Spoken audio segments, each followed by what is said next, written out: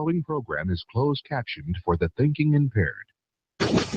Choose your command. You have chosen the Face-Off Hockey Show. I mean, hockey is my life. I've got on hockey underwear right now. The Face-Off Hockey Show. With Scotty Waz. Sean O. breakaway.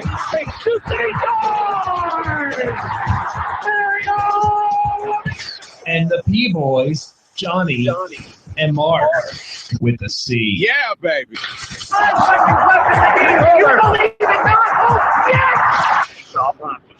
Here's your host for the Face-Off Hockey Show, Scotty Waz. That's right, we're here. It's the possible doldrums of the season as we begin elimination time. Elimination game last night, elimination game tonight, elimination game tomorrow, possibly elimination game Friday. Gotta love it. All the game sevens. Every of the games 6 and 7s. Huzzah. I am Scotty Waz. That is Johnny P. Johnny, do you have your camera back on, or because I just see the mask? Yeah, I mean, I should be back on. I can. Interesting. I don't know. Okay. I flipped it back on. I can see myself. Interesting. Okay, well, if you can see yourself, then I don't need to see. I don't know. This computer does that sometimes. So basically, at this point, I have 2 different setups, 2 studios. I could be anywhere. Wow. I mean, I could do a show from anywhere now. Literally. And All I need is a couple boxes and a laptop, which is also probably what said about porn. But other than that, good to go. Boom. Nice. You still can't see me? No, you're John Cena right now. I just see the mask. Oh, all right. I'll see if I can flip it on and flip it off. There you go. That's racy. Let's see how it goes. Mark with a C right now. He is incognito as well. We can't see him because he's not actually here. You can't hear him either. So there you go. Hey, Johnny. Hey, I made it. There you go. So yeah, no Mark with a C just yet. We'll see how that goes. Oh, it looks like Mark is trying to IM me. Oh, is he? Through the G chat. Oh, interesting. That's what happens when stuff's on a different screen. It's the fun thing. It's the fun things in life, brothers. All right, sounds good. Okay. Mark's computer needed to reboot. Reboot. Well, that's doing. It's the remix to a. No. Oh. No. So, what did you do this week, there, Johnny? What did I do? I became a godfather. Hey. So now I am the godfather. I hung out with a bunch of children under the age of 7, which, for those of you that don't have kids, that hang out with kids under the age of 7, it is like torture. Dude, even if you do have kids and hang out with kids under the age of 7, they're all terrible. There had to have been like 7 or 8 children, I believe, under the age of 7 in one house. And 2 hours later, I was like, I gotta go. I had a beer. I'm exhausted. I'm going to sleep. Listen, I gotta go. Maybe I don't want kids. I don't know anymore. So I packed some stuff up. Well, one of my friend's kid was pretty funny. He sang Hakuna Matata. Oh, that's good. He's 1. Okay. So it was kind of just like noises Sure.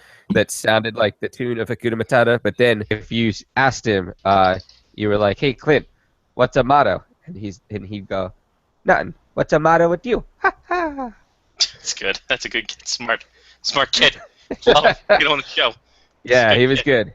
He's good. So yeah, all that got taken care of. I was in Pasadena for no more than 30 minutes before someone recognized me. Oh, nice. And asked me if I was a Patanzo. And I said yes. And she said why? He was cute, actually, but she had one of the kids that was getting baptized. So figured off the market. It's Pasadena, you don't know. And what else? What else occurred? Who was it? I don't know. It was the children of the football coach at Northeast when Mom was coaching softball there. Oh. Yeah, they were like, they came up to me and they were like, "Are you a Patanzo? You look exactly like your mom." And I'm like, "Yep." Never heard that one before. Nice. So yeah, I've kept up the tradition of not being able to be in Pasadena without knowing somebody. If I ever commit a crime, it's not going to be in Pasadena. Let me Yeah, put it that way. you shouldn't. You should I'll try be to like avoid that at all 15 costs. people that'll be like, "Yep, Patanzo. It was definitely one of the Patanzos." So yeah, did that. Had fun. It rained here all weekend though, so kind of shitty weather, and it's like 80, 85 today. So Nice. boom. Come on, son. Come on, son. Won't you come? Anyway. So that's I think that's about it. That's about all I did this week. Not The U.S. too shabby. national team's playing a soccer game tonight Hey, good for them. against Ecuador. Okay, I thought they were going to play Guam. Just play all the territories of the U.S. Nope, just Puerto Rico. There you go. We can annex Costa Rica too if we want. Might as well. They play Costa Rica during the Copa America, so Of that's course. next 2 Tuesdays from now is Costa Rica. America. Is that the theme song? Has to be. If not, it should be. Gotta make it I happen. think yeah. Yep. Good deal. So I think I'm good. I think that's all I got going for me. Nice. That's good. Mark with a C. How's your week been there? Good. I'm sorry I was late. My computer downloaded new video drivers and must restart. Had to have restarted, so it restarted, and then I came back. There you are. Here you But are yes, week was good. What did we do this weekend? It was very rainy this weekend. It's been very rainy for the last like 2.5 weeks. So Oh, it was Bailey's birthday though. Bailey's Happy birthday, Bailey. That's right. Happy birthday, Bailey. Hey, Bailey. We went out to Baltimore on Friday night for that. That was a good time. We might have to get into this later, but 15-person cutthroat, Scotty. Yeah. Wow. We started with 5-person cutthroat, which in and of itself was like, only 3 balls per person. There was a good chance that you only got to play once, if at all. Sure. But a 15-person cutthroat was fantastic, and we can get into it now. Why not? Why not? Sure. Why delay? Oh, well, I was gonna let Scotty talk about his weekend first. Okay, we can. My weekend was not all that interesting. Besides what we're about to get into, so Scotty, go ahead and tell us about your weekend, and then we will come Well, back. now he feels rushed. It's messed up. I didn't really do much, and being unemployed's fun.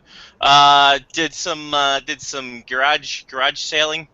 Got some stuff there. Got a lot of sports cards, so got a lot of hockey and baseball cards. Then we get the antique showing. Picked up some NASCAR stuff. Jem picked up some hairpins and some other different accoutrements, some brooches, and got some glassware for. You'll enjoy this, and Sean Leahy's going to get a prize when we come to the draft. Found myself a big ginger glass from the place we got the big gingers from. Nice. Wow, And we will present that to him in Buffalo. So that's amazing. Actually, we should all sign it with Sharpies. we should. We'll make that happen. So there you go.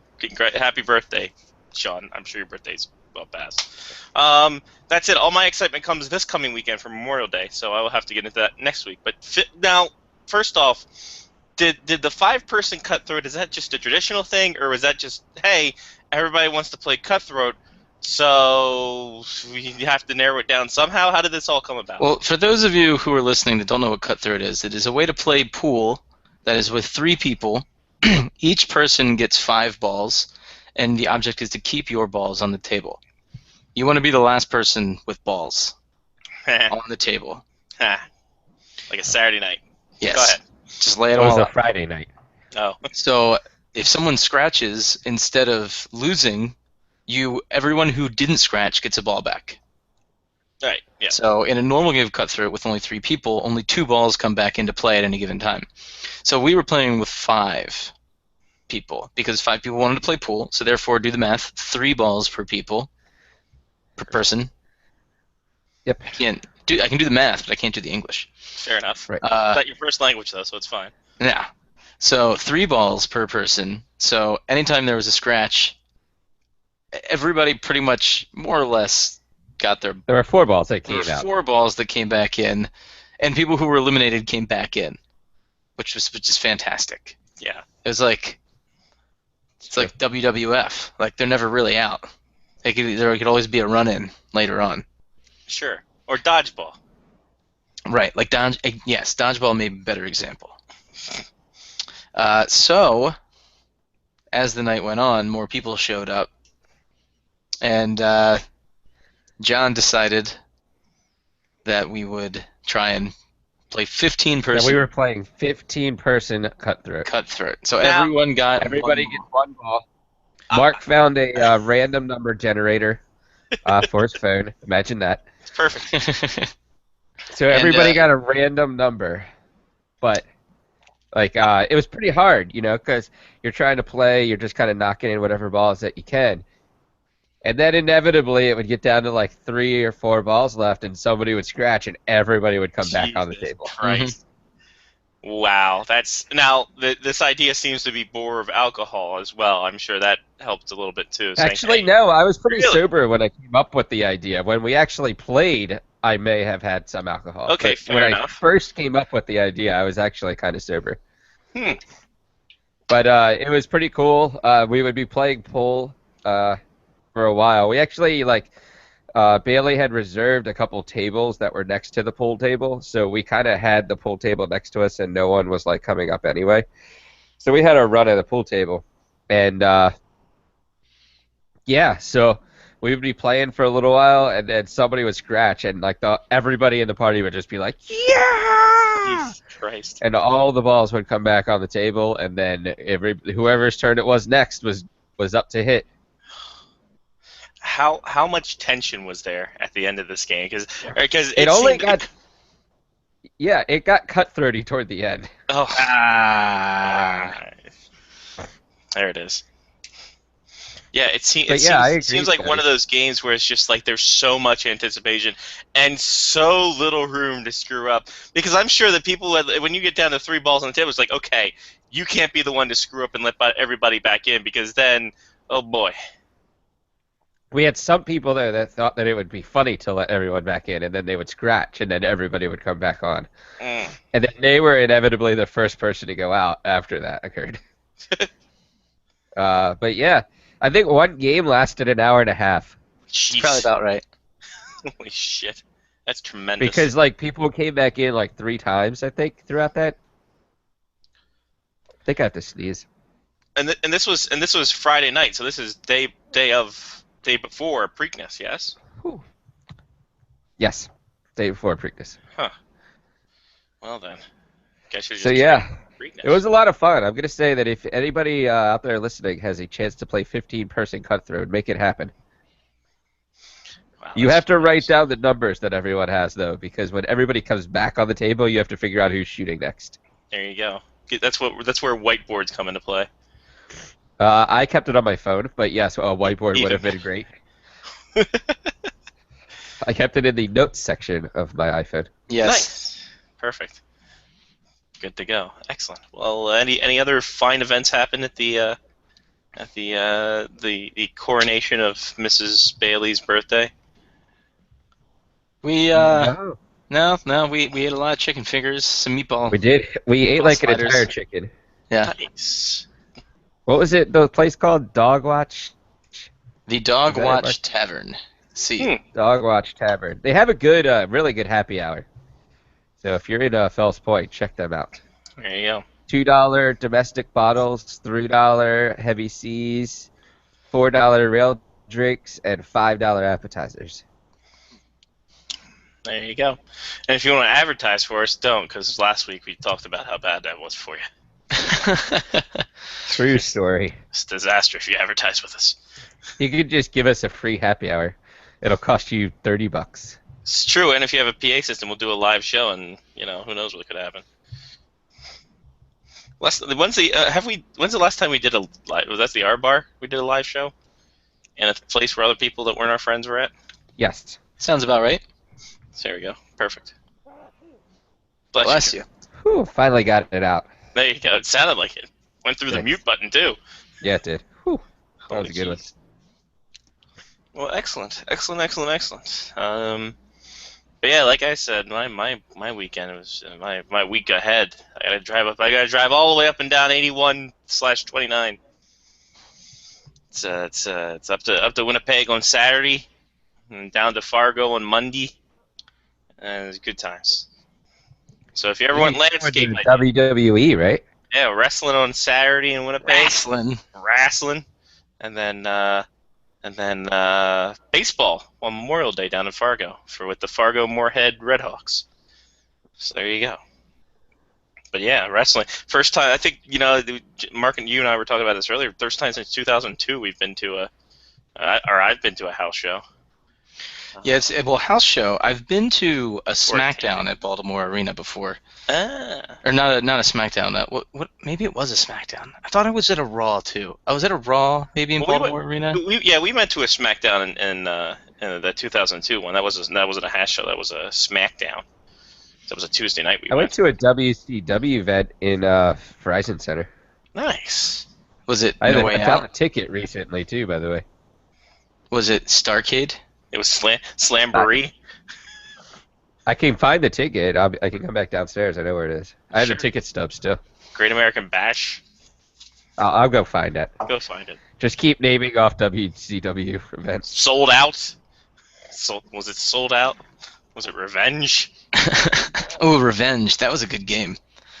We found WCW Nitro for like 50 cents on the PlayStation 1. I'm just gonna pop it on my PS3 since it's backwards compatible and see how terrible the graphics and gameplay are. Are you sure that you can play PS1 games on the PS3? Yep, all PS1 games are backwards compatible. PS2 games, there's only certain games that are backwards compatible. I looked it up. I made sure because if not, I have a PS1 out in storage I can go get. Okay. All right. So, but yeah, wrestling's a thing, and it's gonna be Jen's first live wrestling event, so she'll be excited about it. Possibly seeing future mayor of Knoxville, Tennessee, Kane, in the ring, as he's possibly running for mayoralship of that town. That seems weird. Seems like an odd thing for Kane to do. It's Jesse Ventura way to go. So here's the thing: does he run? Because Jesse Ventura ran as Jesse Ventura, even though I don't think Jesse Ventura is his real name, is it? I don't believe so. We can double check on that. So does Kane run as Isaac Yankem? He Kane? runs as the Christmas creature. Like, what's his real name is Glenn Thomas Jacobs. Yep. He was born in 1967, so he is almost, ladies and gentlemen, 50 years old. Wow. He's 49 years old, that Kane. Still wrestling. Still wrestling. Well, his older brother. Hold on. Undertaker? I think his older brother is younger than him. Wait, No, what? Mark William does that work? Calloway is 2 years older. Oh, okay. 65. So he's 51 years old. Wow. By the way, I was way off. It was a WWF event. Oh, let's still keep the FN. Was it No Way at Out? the MCI Center. Oh, MCI Center. So it's around early 90s, early 2000s. It was April 30th, 2000. Was that Vengeance? It sounds.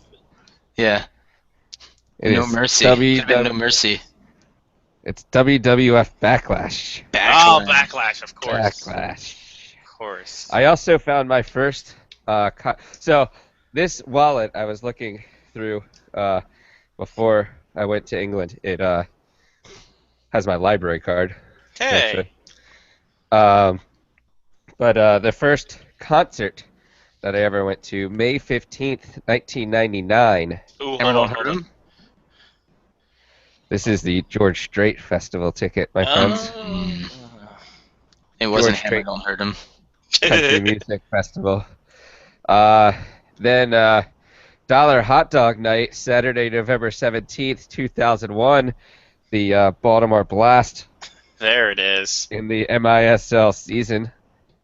Right there. And then I have a random Orioles ticket from 2000 for some reason. Of course. Why not? But by the way, the baseball game I'm going to is the special event is Dollar Hot Dog Night, and Jen's like, I can't eat more than 7, so I'm like, all right, well I'll pick up the slack. So here's a 20. Exactly. I bet she could. I mean, she There you just go. has to put her heart and her mind to it. There you go. Set a goal and stick to it. You can do 8. Exactly. Do it. It's gonna make for a fun ride home. That's for sure. Both of us just bloated on hot dog. Oh God. So, $9 yeah, I went to tickets the for WWF event. nice $9 tickets, so it's not bad. But yeah, it's What? How are you guys? It's fun. Jen and I were talking about concerts and festivals because Riot Fest is happening in Chicago and stuff like that. How do you guys feel about festivals in terms of musical festivals? I don't have a problem with them. Okay. I mean, I guess it depends on what it is, really, because, like the 3 and 4 day festivals that go on that people like camp out and like do all that stuff for, I am not sure that I'd be able to take it. I'd be able to take care of that. Sure. The George Strait festival was 1 day. It started at like noon. It was like the Sunday in the country. WPOC Sunday in the Country type thing. Yeah. It starts at like noon. It goes until like 10 p.m. and you're like, all right, I'm out. Well, it's like I was thinking like a Vans Warped Tour where you have like 7 stages and you're just bands playing everywhere and music's playing. You don't know where music coming from and what song's which. Well, that's how Artscape used to be in Baltimore. Artscape would have 3 stages, one at both sides and then a central one in the middle. And they used to have like real bands. Now, I haven't been to an Artscape in a while, so I could be talking out of my ass, and they have like big names again. But I saw Shaggy, Boys Hey. to Men, Hey. Morris Day of the Time, Woo. the Violent Femmes, the Avett Brothers were there. Wow. Who else? There's somebody else too.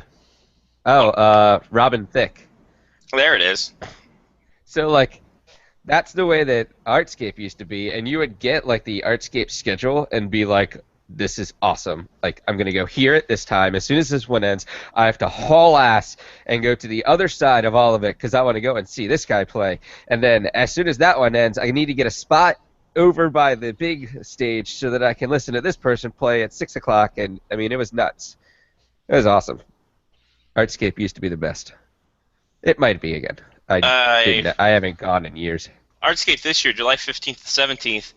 Nothing announced yet for anybody. Perfect. You can bet that Kelly Bell will be there, though. Of course he will. He'll be on the John. Kelly Bell, I think Kelly Bell played on one of like the side stages. You're right. Yeah, there's 3 stages. The Johns Hopkins stage, Johns Hopkins University Station North stage is indie bands from the region. You got your Morgan State Sound Off Live stage, which is an eclectic mix of music from winners of the Sound Off Live and talented regional singers and band. And then the BGE main stage at the Maryland Institute College of Art, where the international and regional singers will be performing. Nothing announced yet. So Wow. That's like 8 weeks away. yeah, you might want to get on that, guys. You may want to get on that. By the way, also Jesse Ventura's real name is James George Janos. So JGJ. JGJ. Yep, nothing at all from Artscape.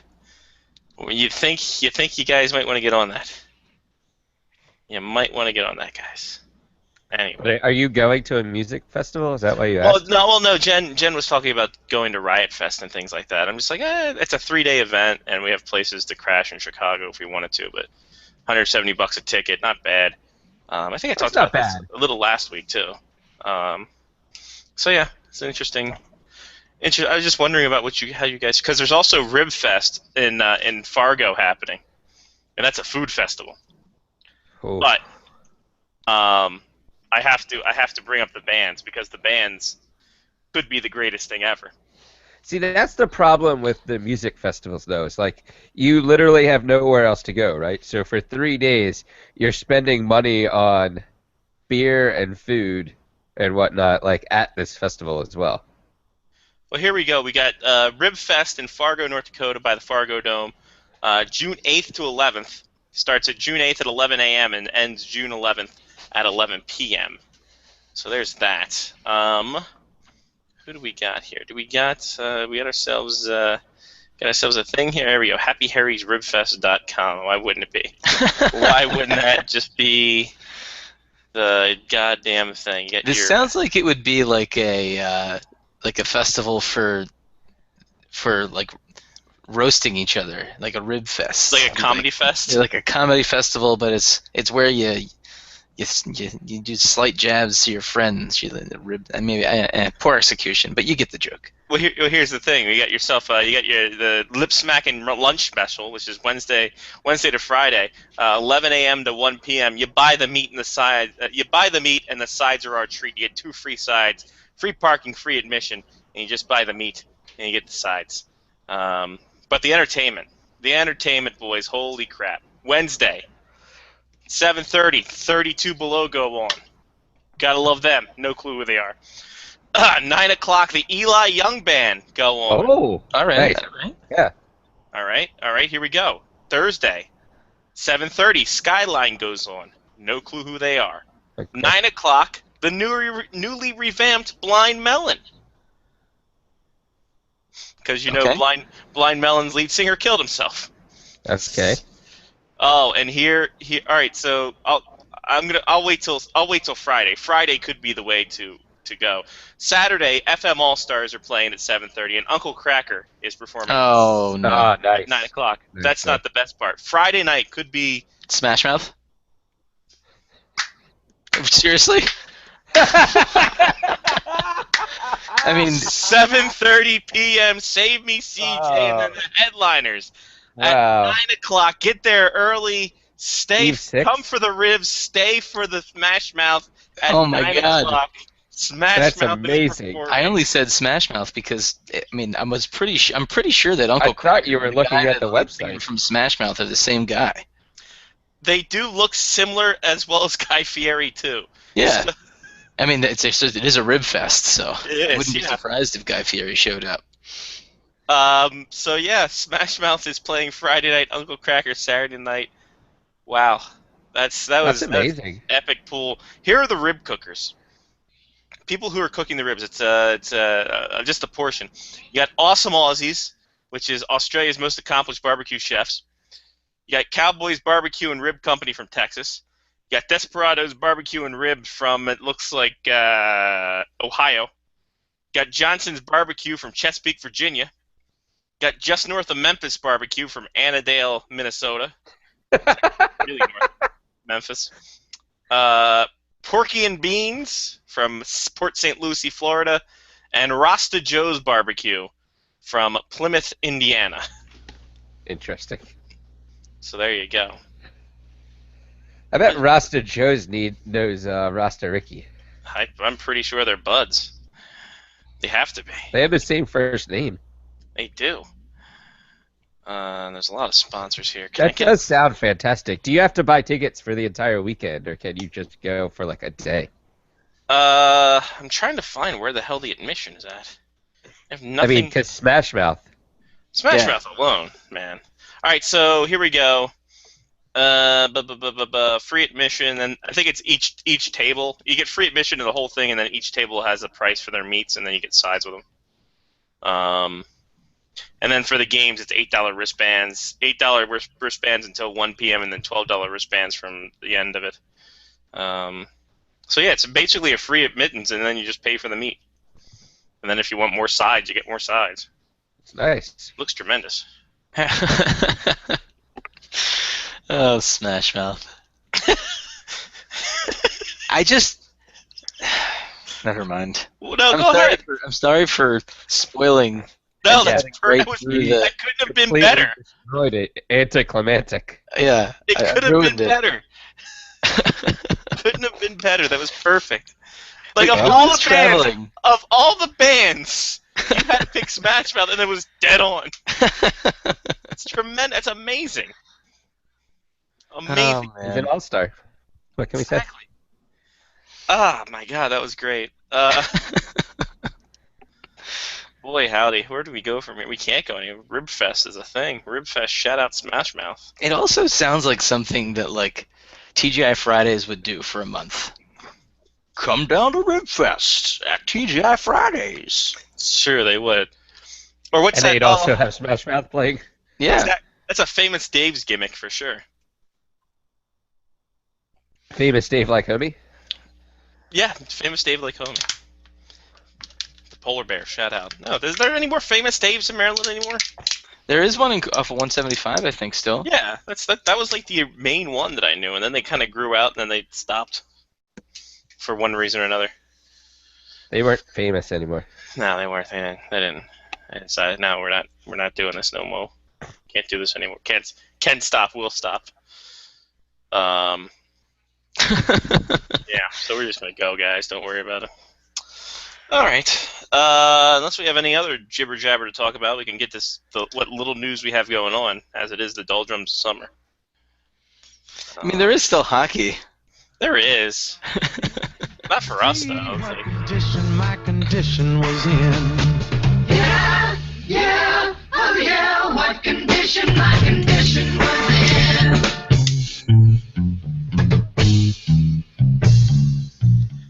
There's hockey, but we're getting to the point where it's just like everyone's doing playoff stories, and it's like, all right, how many ways can we dissect what the hell Sidney Crosby didn't say?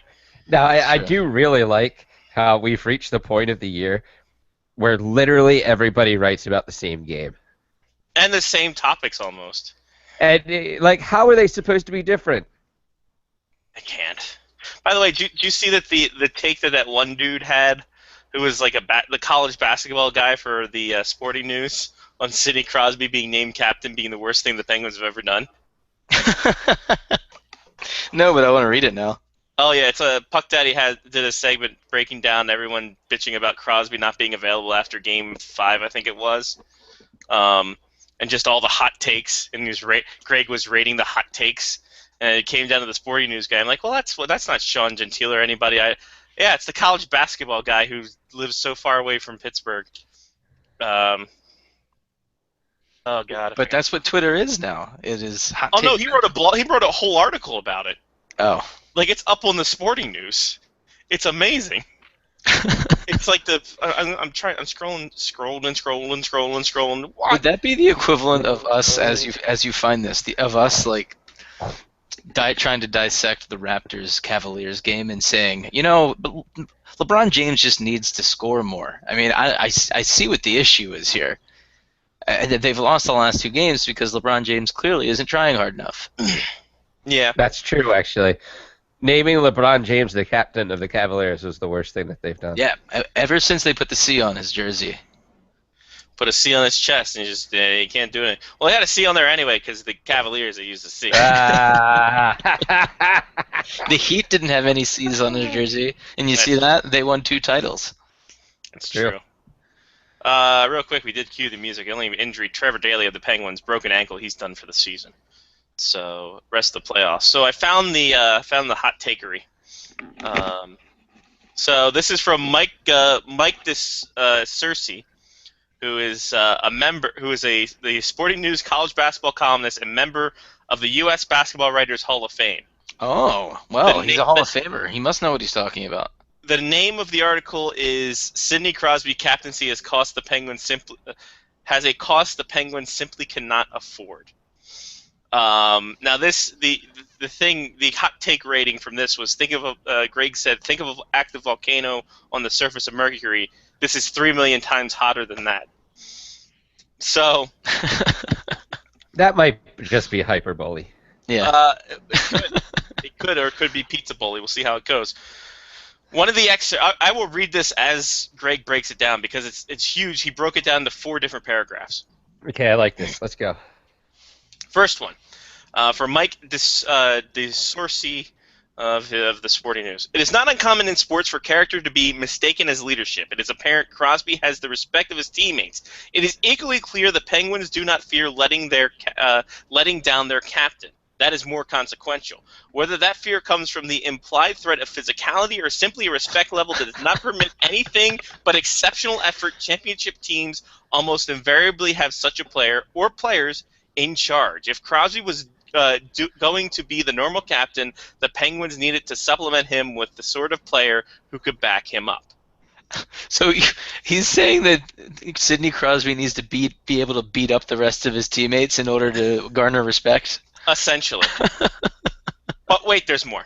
So that's This one has of become the Highlander of captaincies. It really has. Yeah. So here's the second part that Greg put out. If they should lose Tuesday or Thursday, it will mark the 6th time in the 7 seasons they have fallen to a lower seed in the Stanley Cup playoffs. Their roster has been tweaked, overhauled, finessed, and rebuilt by 2 general managers, but no one has come to grips with the notion that the team's central figures are vastly more comfortable being star players than locker room leaders. So 6 of those 7 times they've lost to lower seeded teams, and what happened that 7th time? I think they won the cup. They won the Stanley Pretty sure Cup they won the cup. They won the cup. Pretty right? sure they with won the cup. Sidney Crosby as the captain. Yeah, they won the cup. Wait, hold on, there's more. It may seem a bit rough to blame Crosby for Letang's annual spring freakouts. There's no way this would continue on a team with actual leadership. And Letang has not been the only problem, and Crosby isn't really to blame for this anyway. His captaincy begins as an artifice, and that he hasn't grown into it is a matter of personality, not personal failure.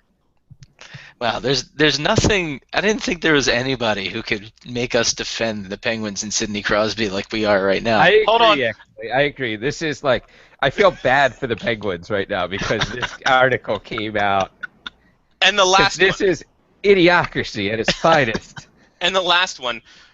For the many heists general manager Jim Rutherford staged in retooling the Penguins into the fast force that only last week seemed to be spending towards another appearance in the finals, what he and his bosses never seemed to grasp is that the one element missing from their roster was someone whose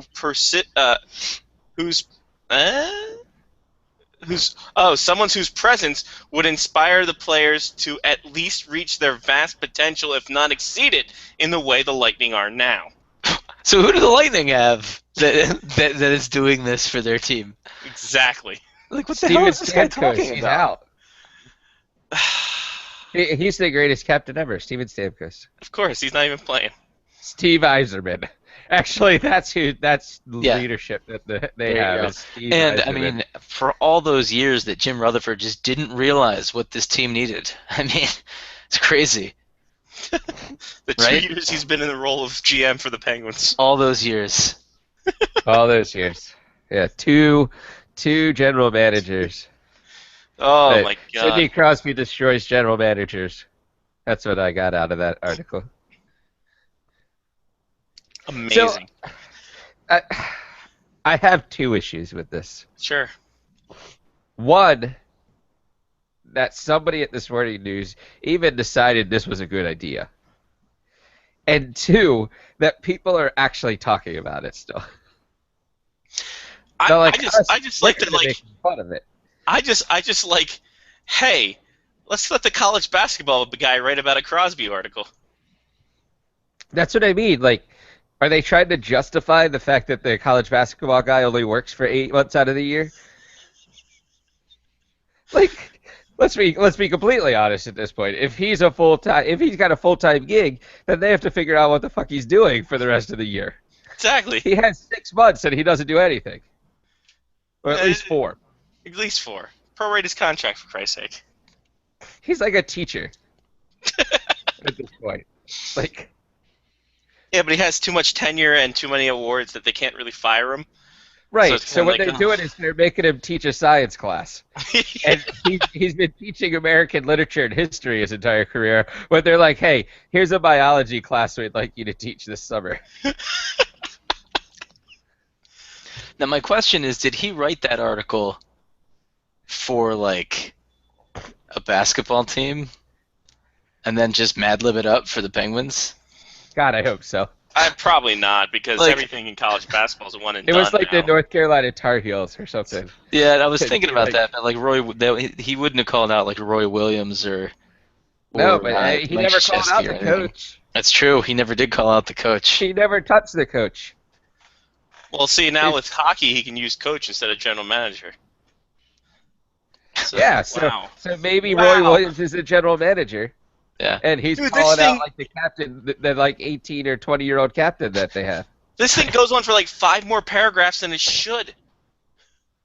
This is literally an opus. This is amazing, the work he's done. Is it Mr. Holland?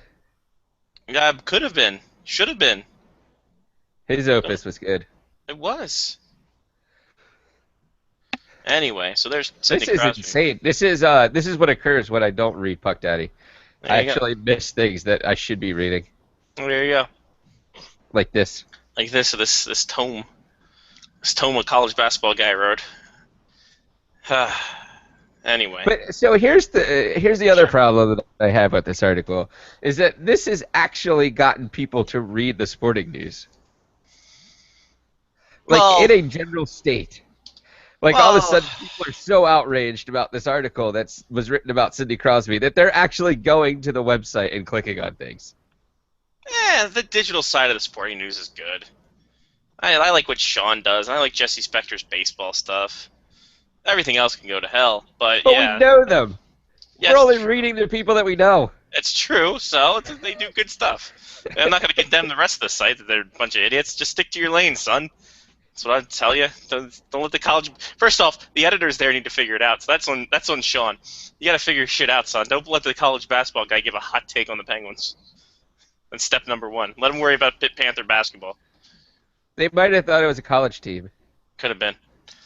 Hey, the new team. They're shooting from the outside. All right, put it in there. Their perimeter shooting is terrible. All right, make it happen. See what their recruits are. Quick, someone call Greg Swaim. See what he thinks about him. Sidney Crosby. Oh, what? Get Clark Francis on the phone. He's out scouting second graders. True. God, that show was creepy. Clark It Francis was. show. They're scouting 8-year-olds. Like, what the hell is this? What? Kid barely knows what the free throw line is. Why are we scouting them? Trying to give him Greg Swaim basketball. goddamn scholarships. Anyway. Yeah, That was aggressive. well, gotta take him down somehow, I guess. Gotta take Sidney Crosby down somehow. Anyway, speaking of taking people down, Daryl Sidor and Rick Wilson will not return as assistant coaches for the Minnesota Wild.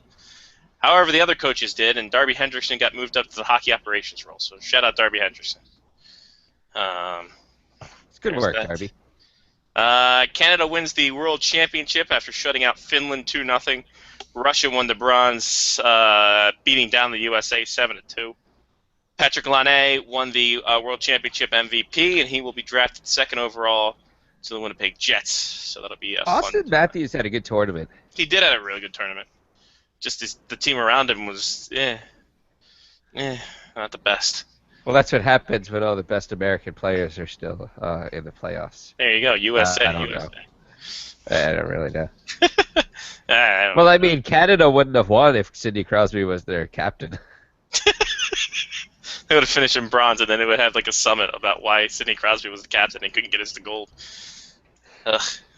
Okay. And then this article by the Hall of Fame basketball writer would be like shown on a jumbo screen, like a Projector old screen. school projector. Yeah. Perfect. That would have shaken up the defenses of establishment. Yeah. I don't know. Take that, establishment.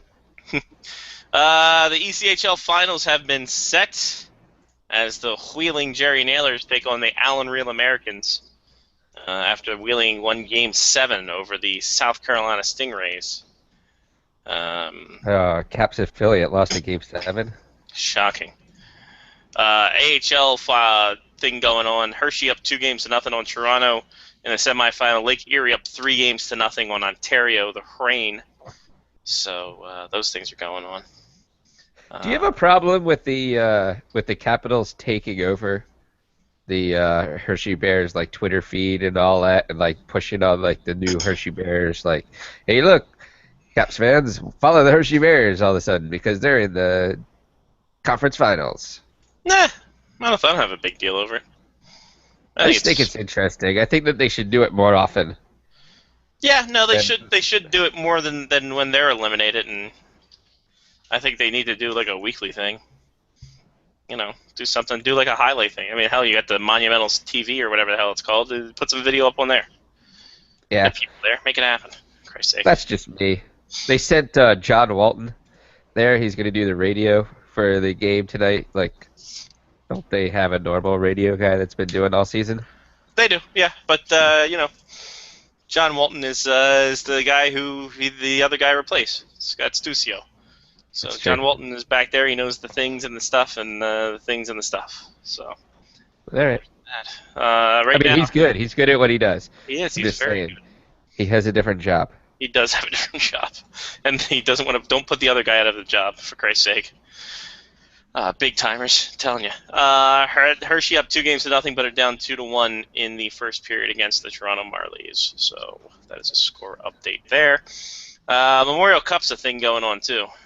That's a round robin clusterfuck of a tournament. So it's Red Deer Rebels, Brandon Wheat Kings, London Knights, and Rouyn-Noranda Huskies. So there you go. I do like how Canada does that. Yeah, it's not bad.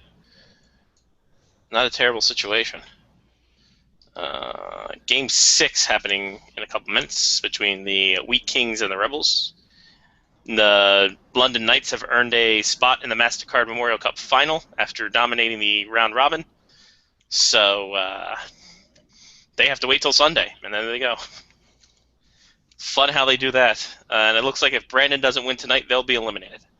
So Brandon's got to win tonight, or else they're eliminated. It's just like a double elimination, like baseball tournament. What it is, everybody plays everybody once, and then so right now, So you have 3 games. yeah, 3 games. Woo! That actually should be 4. So London went 3-0, so they automatically go right to the final because they beat everybody, and no one's going to be able to catch their record and tie them. By the way, they went 20 goals for, 5 goals against in the 3 games they played. Wow. They're pretty good. So Red Deer has a 1-1 record, and Brandon has an 0-2 record. So if Brandon loses, they're out of the tournament, and the semifinal game would be Red Deer Rouyn-Noranda. If Brandon wins, then I think it goes to goal differential, and then it'd probably be Brandon losing that one too. So Brandon will play Rouyn-Noranda in the tiebreaker, and then the winner of that plays Red Deer in the semifinal, or some crap like that. And then yeah, it goes that way, and then yeah, just some bullshit page tournament after that, and there you go. That's the story of Jesus. Nice. I By knew the way- Jesus was Canadian. Of course. By the way, if you're scoring at home or even if you're alone, the London Knights have only lost 2 games in the playoffs, and they were both in the first round to Owen Sound. Are they still coached by the Hunters Yes. and or owned? Or do Yes. they own the team or do they coach? They own the Chiefs. Okay. They're general manager Basil McRae, head coach Dale Hunter. So there's that. And Mark Hunter's there too, right? Mark Hunter is there as well. That's I think a good group I right think Mark there. Hunter's with the Maple Leafs now. Ah, So I did not know that. It's a good group though. Basil McRae. Whenever you can add Basil McRae and Dale Hunter together at the same time, I feel like that's what the Caps were missing when they brought Dale Hunter in. They didn't bring Basil McRae as well. Basil McRae was the best part of Mighty Ducks. Yeah, So, he is the spice to the team. I feel. the owners of the team are Dale Hunter, Basil McRae, and Mark Hunter. Mark Hunter does still own it. He does not work for them, aside from owner and vice president.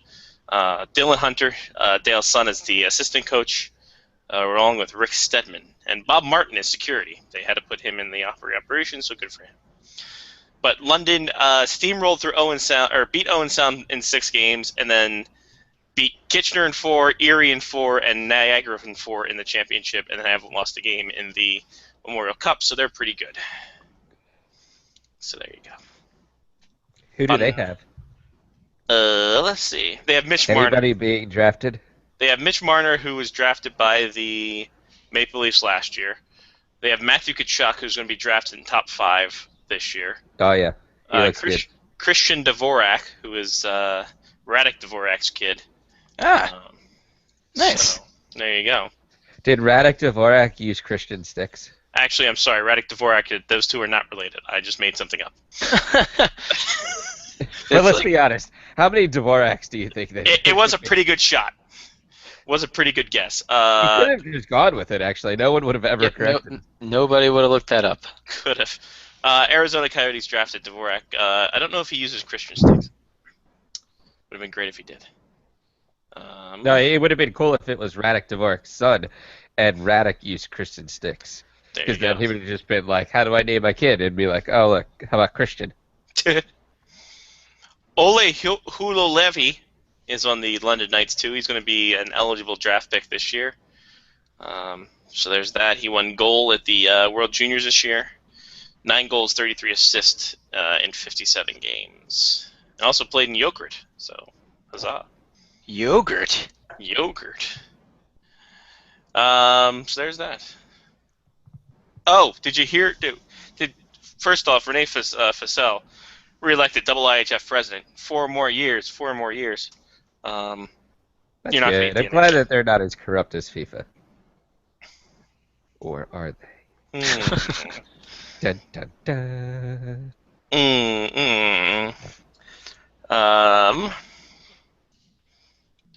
Let's see. So, the Florida Panthers are going to unveil their new logo and jersey on June 2nd.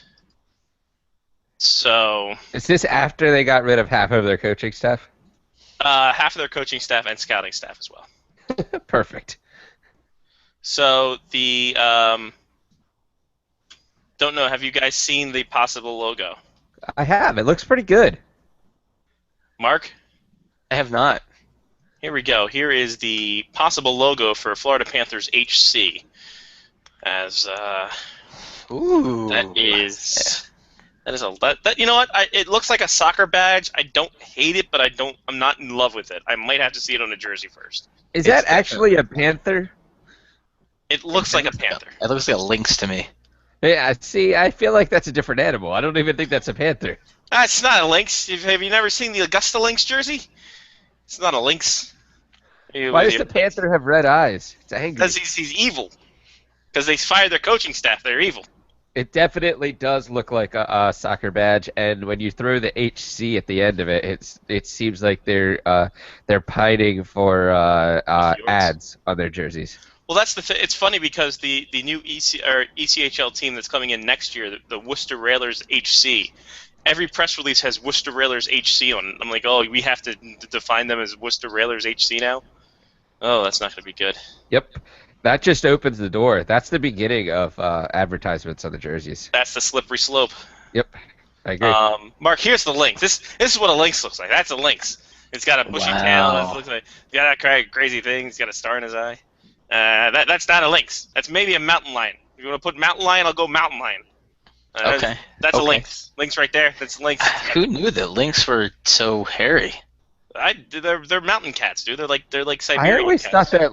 thought that Lynx was like just multiple little people playing Zelda.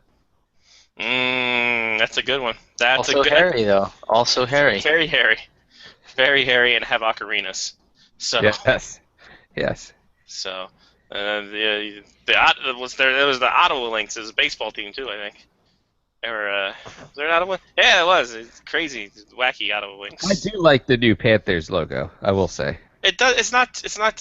When I see it on a jersey, I'll probably enjoy it more. I'll like it a ton more when they have like MasterCard across the front of their jersey and their logo is actually just the little badge like on the chest.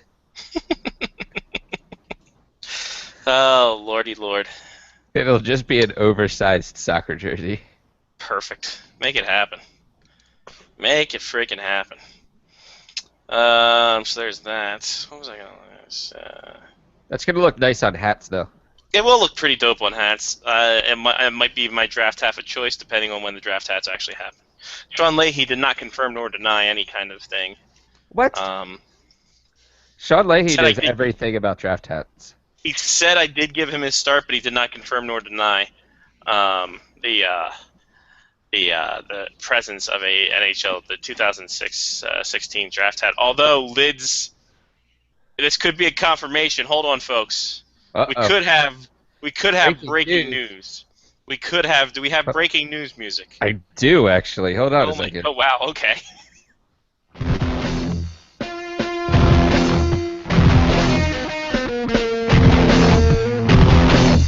Perfect. Love it. Glad it's back. So Lids is. Wow, that was saying- amazing. Oh, bringing back the old stuff. I love it. I love every single minute of it. So, according to Lids.com, this is the Minnesota Wild Reebok NHL 2015-16 Kids Second Season Draft Flex Cap. So, it's not saying it's the official draft hat, although we will go to That this one. does look a lot like the one that you thought was the draft hat, though. Yeah, it does look. Well, it is a cap. It is a cap because it is embroidered and stuff, and I think they are wearing it post-season. Now, whether or not that they're the official draft hat, as it were, I don't know. I can't confirm nor deny. So we will go on the lids.com because lids.com is the place to be. All right. I assume it's going to be Nice. Flex. But why is this Batman? Batman. Can you go back to the page you were just on for just 1 second? I need you to delete that Boston hat from the internet. This one, this one right here. Yeah. Hold on, let's get a Go ahead closer and look take at that this. off. Hold on, let's get a closer look at it. I think it's a snapback. First off, it's going to be great. As it should be. Look at it. Look how beautiful that is. Look how beautiful it's got. A beautiful, a beautiful 10 out of 10. Would buy again. It looks like they just took the logo off of a Celtics jersey or a Celtics hat, and then they put a Bruins hat on it. Of course, they But let's the get the bill Republic. is the Irish flag. Yeah, it's the Irish flag. It's great. Kids love it. Like, with a clover leaf. Like, I don't even like the Irish flag wasn't Irish enough that they put a clover leaf or a 4-leaf clover on top of it. Yeah, that's a thing. I want to eliminate this hat right here, unless it's a kid's hat, and then God bless them. It does say kids hat, All right, then in that case, this is fine. but it's from 1947. Oh, Jesus Cool. Christ! How do they Wow. know all these It words? looks great, though. It looks great from Yeah. 1947. Yeah. Oh, snap! Okay, hold on. Snap back. Hold it. I like it. Get Lyle on because I have some things to share. Get Lyle on. Quick, get Lyle because I want him to take this in too because I forgot I bought this at the antique store this weekend. How did I forget this? You mentioned I don't know. How did 1937 and this comes up. I have Lyle's entrance music ready too. Perfect. As I just get my dick in front of the camera. Yeah. Like okay.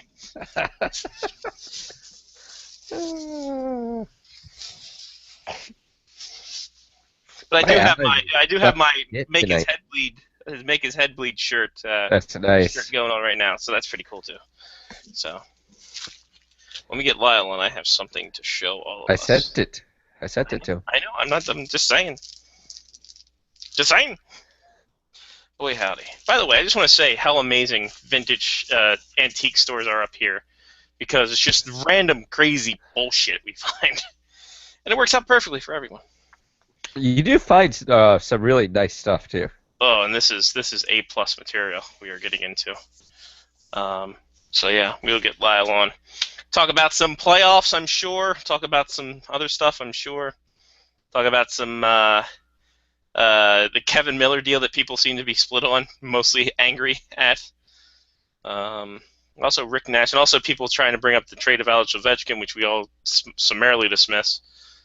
So I like how every year when a team leaves the playoffs, the option is to trade their best players. of course, star player, get rid of them. The hell with them. Why do we need that? Oh, here we go. Here we go. I have Lyle's entrance music. Ready, Lyle? I have your entrance music. Sure. That's not it. That's not it. That's the bag of fun intro. It's the bag of fun. I have Yes. Lyle's Bag of Fun intro music. There we go. All right, here we go. There we go. All right. I don't have Lyle's intro music, so. Because we used to have it was Sean's intro, the Bag of Fun music. Or Styles' intro was Sean's thing. All My right. intro was the Mick Foley car crash and wrestling intro. I don't have that on here. That's True. Damn it. And then So- with the voiceover, it's time for. That's That's first off, good. that's too high. That's too high class for Sean. That's the last time that Sean did anything. So we were at the antique store, and they'd have magazine rack, and I come across this Wow. Olympic and specialing 1936. Oh wow, you got that. So, oh yeah, I had to find it and buy it. It was the 1936 Olympic something or other. I don't know if it's a program or a final book. I think it's a program or a highlight book because it has, Or the coded instructions for invading Poland. well, God willing, it has the 1936 Das Hockey and Tournamenten. Das Hockey Tournamenten. So you got this. You got little pictures of the hockey tournament that is happening on here. Look Now, at see, this they goal. had they had the genuine Winter Classic back then. Everybody played outdoors back then. Exactly. Everyone was playing outside. Every game was a Winter Classic.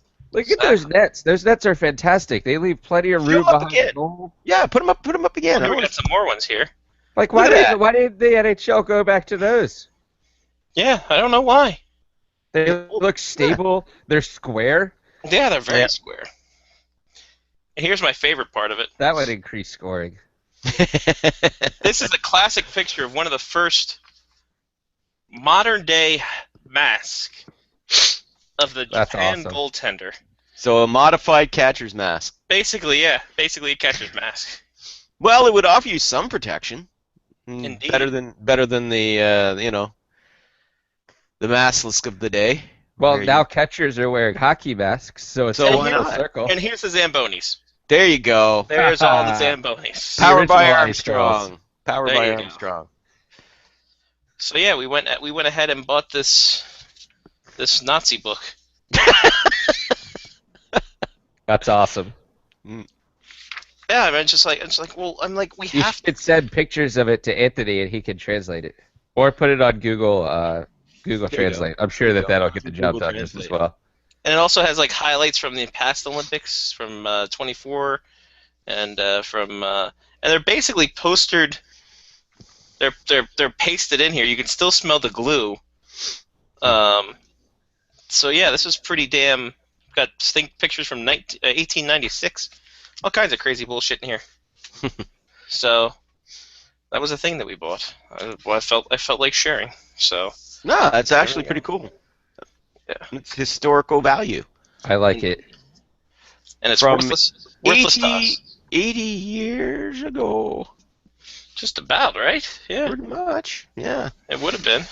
And So you there we can watch the film of the 1936 Olympics. You know, if you don't mind a lot of Nazi stuff. Oh, then I don't. Yeah, it's very it's the sports version of Triumph of the Will. I am trying to find if it actually has anything about Jesse Owens in here, because that would have been the Jesse Owens Olympics. That's right. Yep. So I'm trying to find if there's actually any recommendation of this or any recollection of this. Steve Ooh. Prefontaine was at that Olympics too, wasn't he? Was he? No.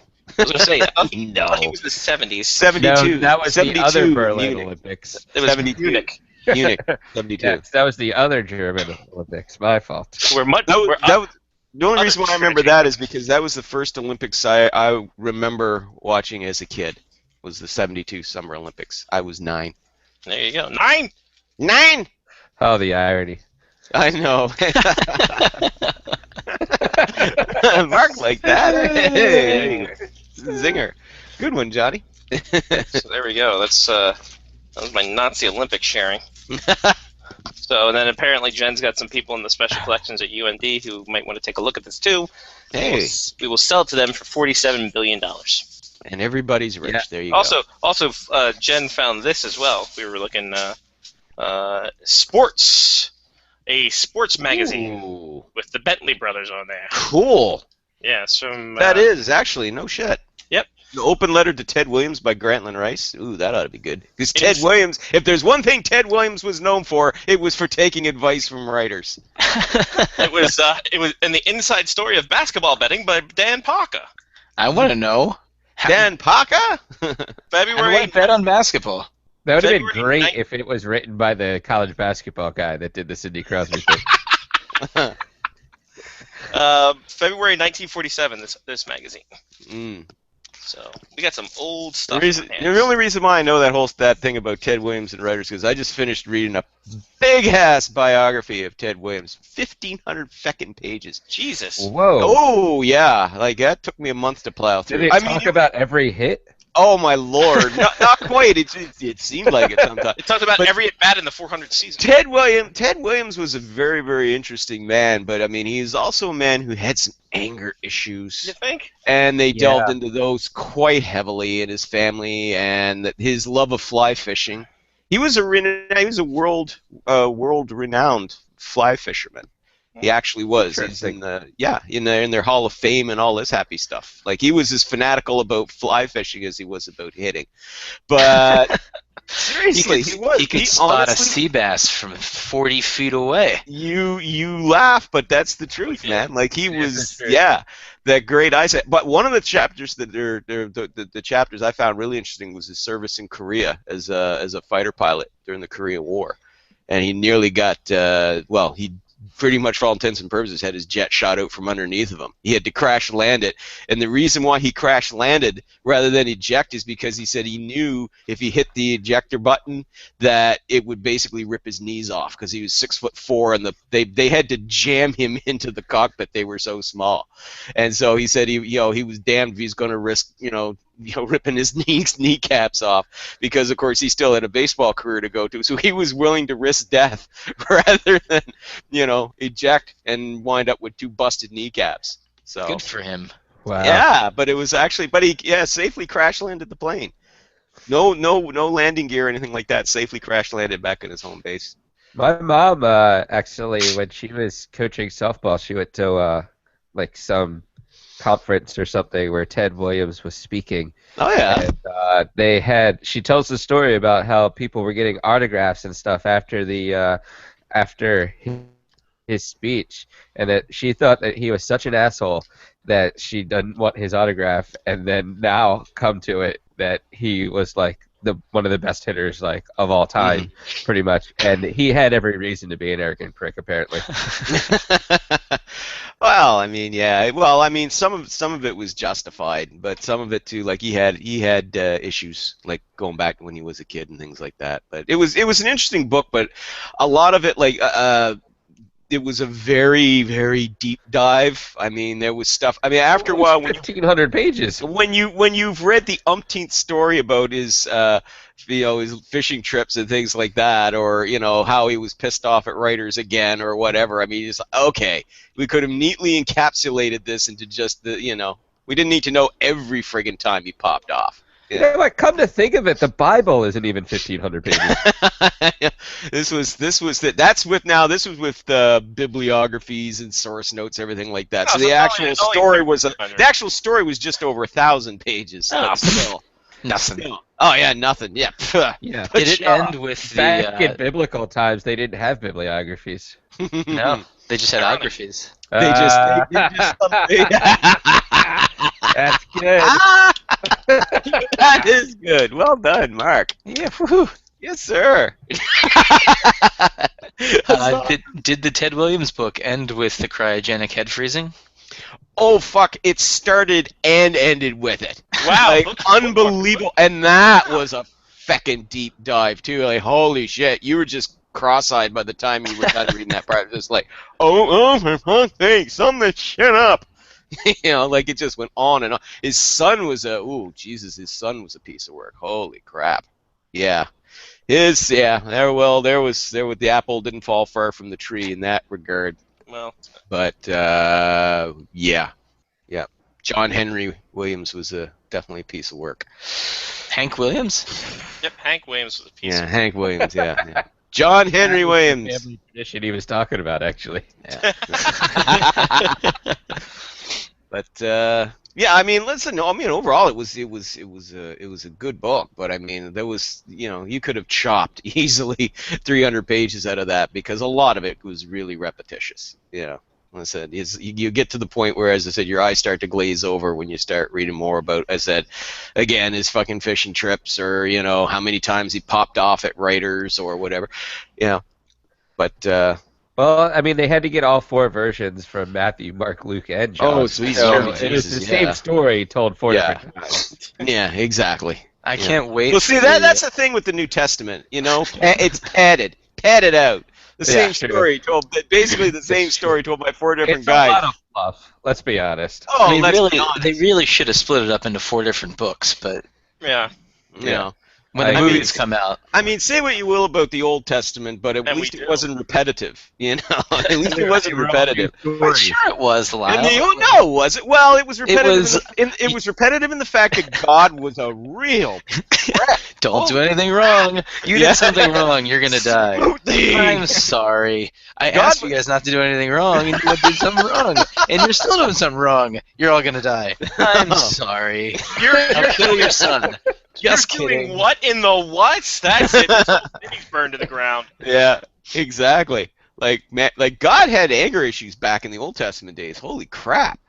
It's no wonder he sent his son down to okay, son, you handle it. I gotta go see my shrink about these anger issues. Yeah. Jesus, I gotta see somebody about these anger issues. All I wanted was some salt for my French fries, and No. figured, why not make some pillars? There you go. Out of these people that are not doing what I asked them. I told him not to eat the apple, and things would have been fine. But here we But go. no. I had been saving that apple for millennia. So Millennia. the moral of the story is always blame the vegan.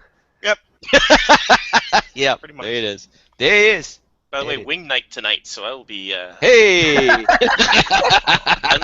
wings at the beach. Yeah. Scotty will not be to blame, is what he says. Scotty will not be too blamed. For Scotty is a carnivore. I might and will go. not I might go be kill a cow before I go. I don't know. Gonna kill a cow for its wings? Exactly. There you Do go. you realize that if the Bible was written today, like it would be in like multiple parts of movies? It'd be like Mark's Testament 1, and then like the second version would come out next year, stuff like that. Like all of the new movies, I can't stand how they break the one book into 2 different movies. I've always wondered, and this is gonna sound maybe strange to some of you. No. But, so the Bible was written at least, we'll say around 2,000 years ago, right? Let's say in 2,000 years from now, people come across like Harry Potter in the same way that we came across the Bible. And lo, the young lad stood astride his flying stick, and away he did fly across the pitch of Quidditch.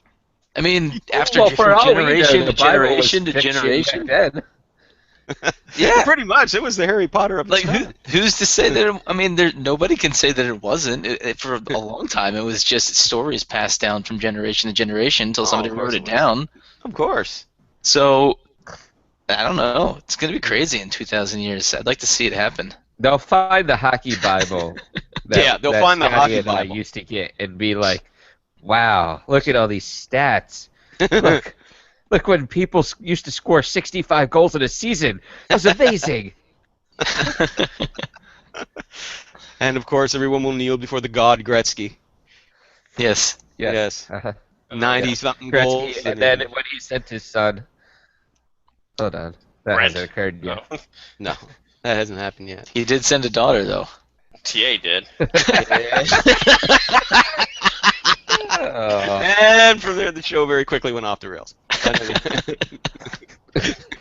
Oh, he sent his daughter. All right. That's a completely different book of the Bible. Humna, humna. Yeah. I feel like She sent herself. Let's be honest. Yes, she did. She certainly did. My. But anyway. Okay, what's going on now? So playoffs are a thing. Well, that's fun. Playoffs are happening. They're still going on. Playoffs are still a thing apparently going on. Last 3 games have been blowouts. The St. Louis, the two Blues and Sharks games, and then the Penguins game. Yep. Yeah, it's been a hell of a time. Hell of a time for goalies late in these series. That's true. My question: why do they go back to M.A. Fleury at all? The Penguins. I wanted to know why. Maybe it was just to get Glenn Healy off their backs. Every damn week, since Murray was started, at some point in a Penguins game this spring, Glenn Healy said, if you let in a goal, if you happen to let in a bad goal or anything like that, are we going to see Fleury now? Are we going to see Fleury now? And finally, I yelled at the TV screen the other night. I said, yes, he's over there on the bench. Can you see him? You're standing right there next to him, you idiot. Playing right now if they would have let Fleury play Game 6 and 7 of the Caps Penguins season. Well, I think the whole thing is that the kid was a bit tired, and if you're going to change it up a bit, well, that was the perfect opportunity to do it. I don't fault Mark Sullivan for doing that.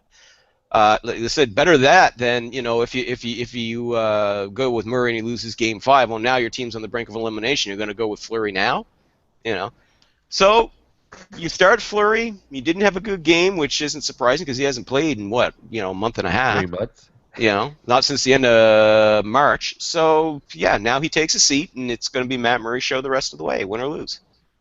As it should have been. Yeah.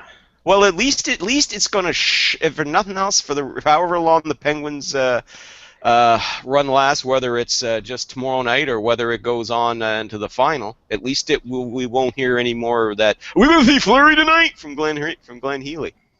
It's the end of that shit. Well, for now. Until it happens in the Cup final if they make it there. So, Yeah.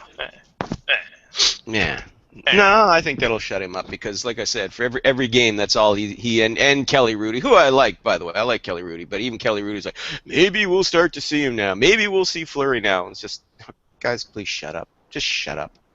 Just shut up, okay, about Fleury. So you got your wish, and it didn't work out, so shut up. He shit the bed. Well, it wasn't that bad, but still. Oh, Dale Talon's 3 roast moves as general manager of the Panthers. Not something I wrote. Anyway, not a slideshow. Signing Dave Bolin. Yeah, well, that was one. The 2010 draft. Yeah. The whole draft? The entire one? 2010 draft, the whole draft was all his fault. No, because he picked Eric Goodbranson with the 3rd overall pick. That's not that bad. Jesus, he made up for it because he got Nick Bjugstad. Bjugstad, that's how. Yeah, that's a name like Bufflin in a way. It takes me a while. Anyway, Nick Bjugstad, the Stad. I got him at 19th, so I'd say that offset that. And losing Michael Grabner on waivers, there's worse things. That last one's a reach. Anyway. The worst thing that Dale Talon ever did was not being able to use a fax machine. Exactly. If he could use a fax machine properly, he'd still be the general manager of the Chicago Blackhawks. Because let's face it, the core of that team was built by him. It really was. Corey Crawford, Duncan Keith, Brett Seabrook, Jonathan Toews, and of course Patrick Kane. The core built by Talon. So there you go. There you go. Built by Talon. That's a great home thing. Yeah. Oh, wait, why did the Panthers fire everybody? Because they've embraced something you hate. I'll give you 3 guesses. Anal? Close enough. Analytics? There you go. There you go. I was at the wrong spot there. Yeah. Anal rapist, yeah. I was going to go with Eric Francis. They did hire a lot of anal-rapists. Oh, man. Didn't see that one coming, did you, Lau? Tobias Funke. One of the greatest characters on television ever. Ever. But anyway, yeah, that's what they're doing. They're going more towards oh god, they're going more towards analytics. Yeah, rather than the old school eyeball test. Which Are sports the biggest copycat ever? Because one team goes analytics, everyone does. Everybody. Well, as long as it works. It's got to work. At some level, it's got to work. If it's a total failure, it never happens again. Okay? There's a reason why we've only seen one Finnish head coach in the NHL. And that's, Chicago did it once, and it didn't work out, and there's never been another one since.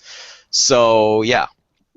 But analytics, yeah, they're kind of going that way. Though it's not going to be entirely run by the analytics department. What they're going to do is basically it's like, okay, look, if there's a player that the scouts like, it's like, okay, well, check out his analytics first. Oh, his analytics aren't that good? Okay, well, maybe we should check him out and see, if he's as good as they think.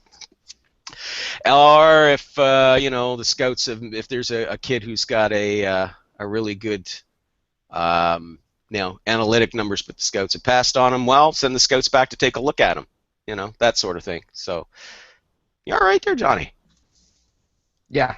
What up, dude? My allergies suck tonight. Oh. His allergies to these fucking fans are back. Oh, crap. Yeah. My allergies to analytics. There you go. But yeah, it seems like a great time for Florida just to disembowel everybody. Well, the timing was indeed odd because, like they said, I mean, say what you will about the old school way of doing things, but it was working pretty good there for them in Florida. I mean, their draft record since 2009 has actually been pretty damn good. You look at the guys that they picked up along the way. Dmitry Kulikov on defense, Aaron Ekblad. You got two Calder Trophy winners of the last 3 years in Aaron Ekblad and Jonathan Huberdeau. Alexander Barkov, Nick Bjugstad, even Goodbranson. Listen, okay, he's taken him longer to develop, and he's not going to be this giant superstar, but I mean, he's a very good stay-at-home defenseman. And on Vincent Trocheck's another one. So, they've got themselves an embarrassment of riches there now. And you can say, oh well, of course, because they had such high picks in the first round.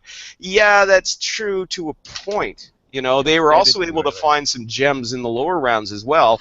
And if it was all about just being able to pick really well with a top 5 pick every year, then how come Edmonton still isn't in the playoffs? And the Panthers wound up being your Atlantic Division champions this year, ladies and gentlemen. Atlantic Division champions. Can we also talk about why the Oilers are even thinking about keeping that pick, and not only that, but picking a forward as well?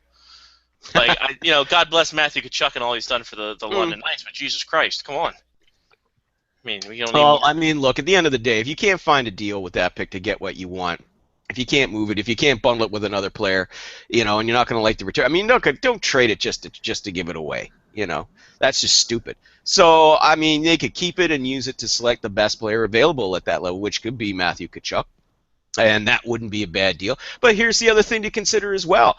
Maybe you're trading away a winger, and you need to bring in another winger. Maybe you're trading away a couple of wingers, like Jordan Eberle or Nail Yakupov, in which case, why wouldn't you use that pick to draft yourself a winger? Perhaps a kid who could play for your organization within a year or two. They could also, listen, Chiarelli's even suggested he might trade down with that pick as well. So, he's got lots of options there. Personally, I wouldn't be surprised to see him bundle that pick with a player and see if he can't get, go for the big fish, obviously, which is a top 2 defenseman. So maybe if you bundle Jordan Eberle with that pick, does that get you top 2? Maybe. Maybe.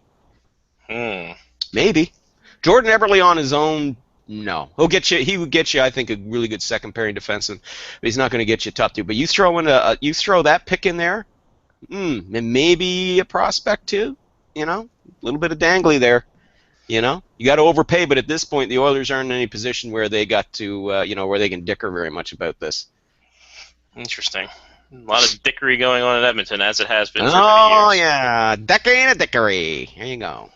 So why are people up in arms that Kevin Miller just got $10 million over 4 years, aside from the fact that he got how much? Yeah, exactly. Holy overpayment, Batman. I mean, okay, it's not as bad as some that we've seen, but yeah. I mean, he went from making $800,000 this season to $2.5 million for That's 4 a years. good raise. For 4 years. The thing is, the guy's going to be 29. He's a decent stay-at-home defenseman, but man, that's I mean, I even had him down on my list of, like I said, sort of like the second-tier guys that in this year's free agent market, he'd be a decent second-tier guy if you're looking to bring some depth to your defense. But the most I had him getting was 1.5 mil on a 3-year deal at most, And the Bruins turn around and it's like, Don Sweeney, what are you doing? Which is starting to become the running theme, Since last summer, it's pretty much started to become the running theme. Don Sweeney, what are you doing? Does this mean that Louis Eriksson is getting $6 million? Nice. Don Sweeney. Because that seems like it's high. Well, it kind of seems like where it's heading, doesn't it? Well, I mean, they are still talking. Listen, Don Sweeney, I think if he could get Louis Eriksson to agree to like 5.75 mil a season, I think he'd jump all over just because the number doesn't start with a 6. I think that's what he'd be thrilled with. That way he can point at it and say, huh? Look, see? Got him for $250,000 a year less. Ha ha! Ha ha! What Look if at the Keith Barnett was bargain I drove. actually Kevin Millar? Great first baseman. Yeah, he was a really good first baseman for the Red Sox. He was. He thought he was a different guy, and a different spot. The funny thing about Louis Eriksson, they also have Brad Marchand, who's going UFA next year. Next year, and he's gonna ask for a lot. And I think He'll get it, man. He'll get it, and He'll I get think he's changed his game enough to be deserving of it. So, Sure. Yeah. But where do you cut the cord if you're Don Sweeney? Yeah, exactly. I mean, that's that's why. And let's be honest here. You need help. Your defense right now should be your priority. Okay, so you decide to keep Kevin Millar. Okay, fine. But I am expecting that he's either going to trade for Kevin Shattenkirk, because that seems to be a lot of the running news coming out of Boston in recent weeks, or maybe take a run at Keith Yandle. One of those two. Either way, though, that's going to cost you some coin. I mean, if you get Shattenkirk, you got him for this season for his final. I think it's 4.4 mil. I think is the final salary for this season because he's got 1 year left in his contract. And after that, he's a UFA. So you're going to have to not only to trade for him, you got to re-sign him, or he walks next year, and that's going to cost a boatload of money. Advantage Shattenkirk. Indeed. Mm-hmm. So, I would say in that regard, why don't you go after Yandle instead? Yeah, he's not going to be as hot property. Well, and the thing is, I mean, it'll probably cost you maybe as much as 7 mil next season. 7 mil a season, perhaps, up to that much to re-sign Shattenkirk. Plus, you're already giving up assets to get the guy. With Yandle, you're giving up money. You're not giving up money plus assets. And you could get him for maybe 6 mil. So, what the hell, man? The hell. Yeah, it's an odd situation. Either that, or you blow the whole shit up and start over and do the painful rebuilding process again. Make it happen. Oh, but they won't.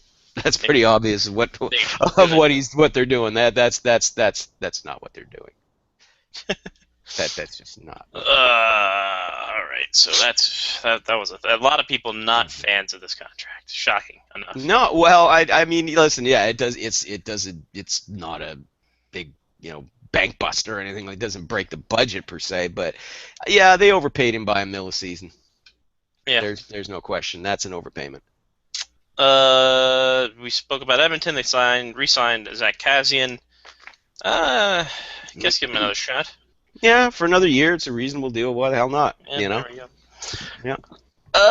Rick Nash. What is the? There's been a lot of news of Rick Nash and no trade clause, and what does he want to do with it? What do the Rangers want to do with it? Who wants him? What's the dealio on Rick Nash?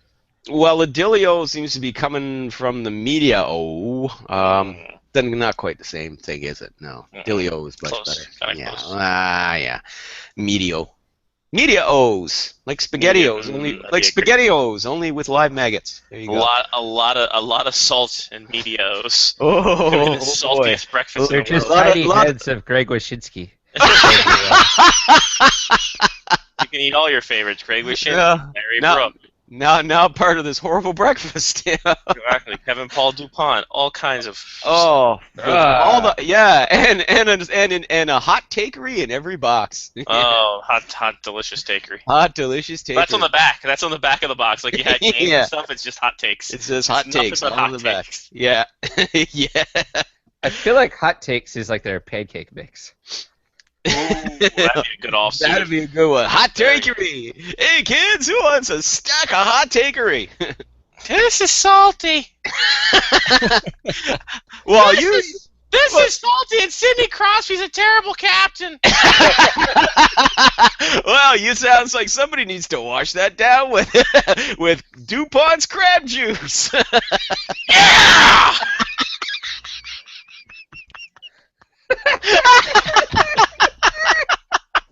Just Kevin Paul DuPont. Fucking wall like the Kool-Aid Man. Yeah! Have a glass! Yeah! Oh my lord. I'm scared that David Crosby's not overpaid! Oh man, I am so looking forward to seeing you guys in a month. Whew. Oh man, the bowling's gonna be fantastic. Oh, man. But yeah, no, getting back to the whole Rick Nash, that's so far. It just seems to be it's a lot of media speculation right now. They're trying to figure out what Jeff Gordon's gonna do. Well, he's in the Fox booth right now for NASCAR. Yeah, after his it's true. retirement. No, So I no, think no, he's heard he gonna was fly. really good. Jeff Gorton, not Gordon, Jeff Gorton. Well, he's going to Gorton. go out on the seas and see what he can catch and see what kind of, True. it's Manhattan right there by the His Atlantic fish Ocean. figures are No. The new general manager of the Rangers. Glenn Sather? No, Jeff Gordon. Ah, Ron DeGay. I know him.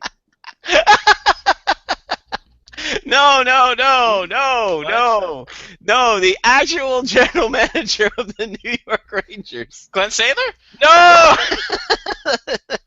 He was replaced last year. Third base. No. Third base. Look, I'm trying to tell you. Who's the general manager of the New York Rangers? Oh, And I don't. No! And so on and so on and so on. But anyway, they're trying to figure out what he's going to do, and if he's going to shut up, Scotty.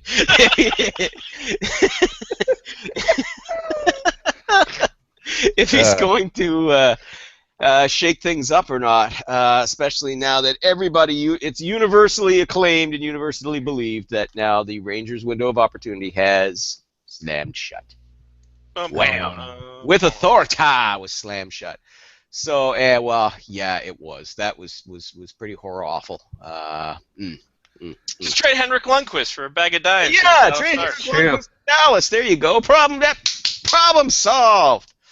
Yeah. To Dallas. Yeah, that was a good one. That was, like I said, the one time that I actually agreed with Larry Brooks on something. No, he's not going to Dallas, so stop.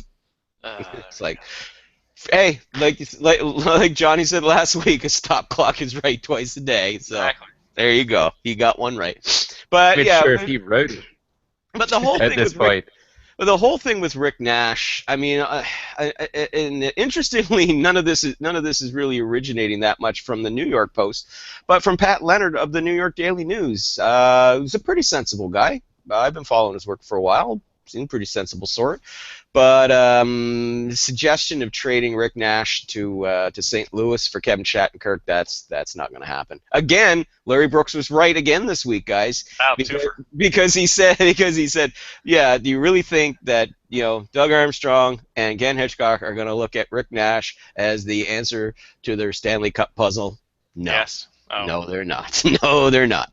Nice try, but no. That's just the country. Well, that's both times this month. So there you go. Yeah, a twofer for Larry Brooks this month. But I mean, I had to agree with him, and I was like, no, they're not going to look at Rick Nash. Why would they? So, but Elliot Friedman over the weekend though said, yeah, there might be some smoke to this. There's been some chatter, but again, the chatter's just been coming mainly from one writer, and as I said, Pat Leonard of the New York Daily News has been suggesting, well, maybe trade him for Kevin Shattenkirk, or maybe for Tyson Barrie of the Colorado Avalanche if they decide to trade him. Maybe they would want him, though. I don't see how Rick Nash is a fit there either. So.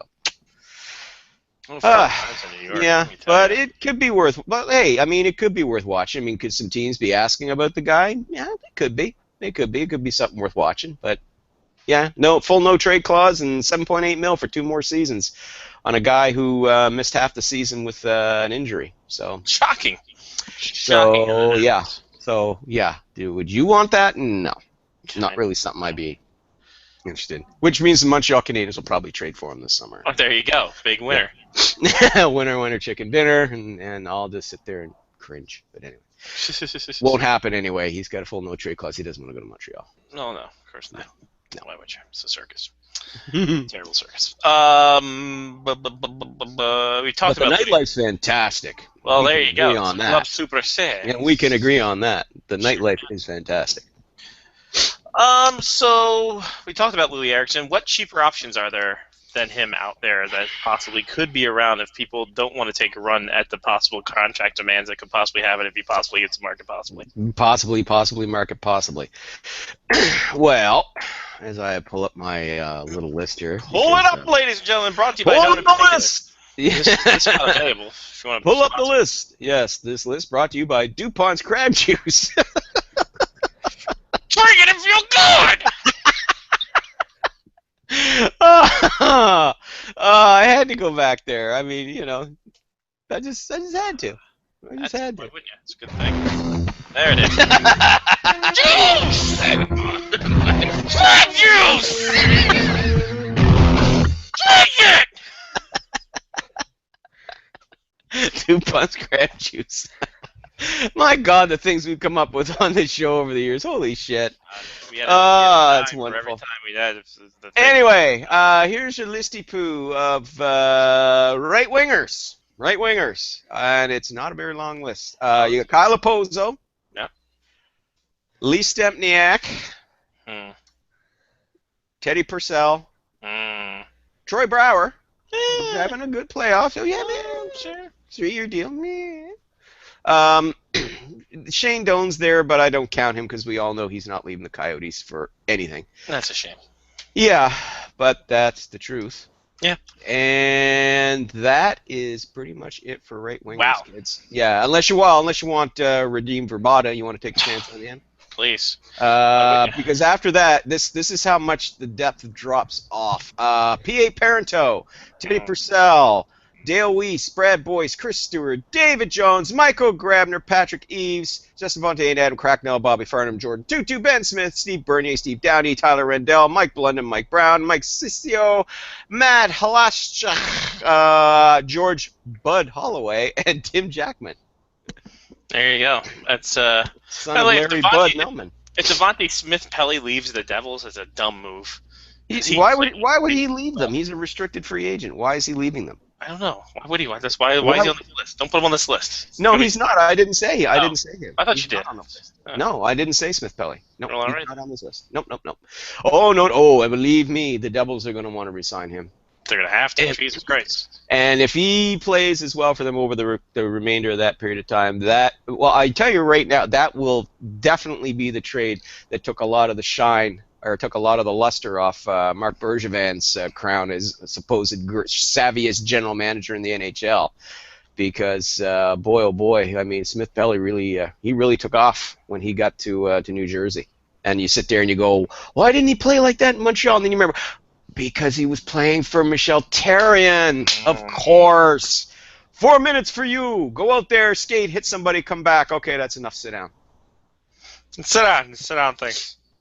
Yeah. By the way, I'm looking at the New Jersey Devils. We'll get back to Louis Anderson options and Black and Rub. I'm looking at who they have. Wait. Guys, That is not my Batman mug. Sorry, We go ahead. have a trade. Uh-oh. We have a trade. There's a trade here. I want to confirm that this Is it isn't a Joe fake Thornton? account. No, it is. The Florida Panthers have made a trade. Okay. And it is they have a trade? traded Eric Goodbranson and a 6th-round pick to the Vancouver Canucks for Jared McCann and a 4th and a 5th-round pick. That is official. Wow. Okay. So Erica Bransky, Wow. Dunsky. A week after he signed a 1-year show-me deal, Yeah. he's gone. He's been traded. Wow. Hang on They while showed him the door. Yes, they did. And it's funny because Jared McCann was supposed to be the big next thing for the Canucks. They had high hopes for the kid, and then the next thing you know, now he's gone. Now he's going to Florida with all the other young kids up front. So Erica Branson off to Left Vancouver. Miami, FLA. FLA. Welcome to Miami. Benvenido a Miami. I mean, come on now. I don't know what that meant. But, all right, so... His Corsi numbers must be out of the roof. Shit. Okay, well, that's good stuff there, Lyle. Jared McCann. Jared McCann. Yes.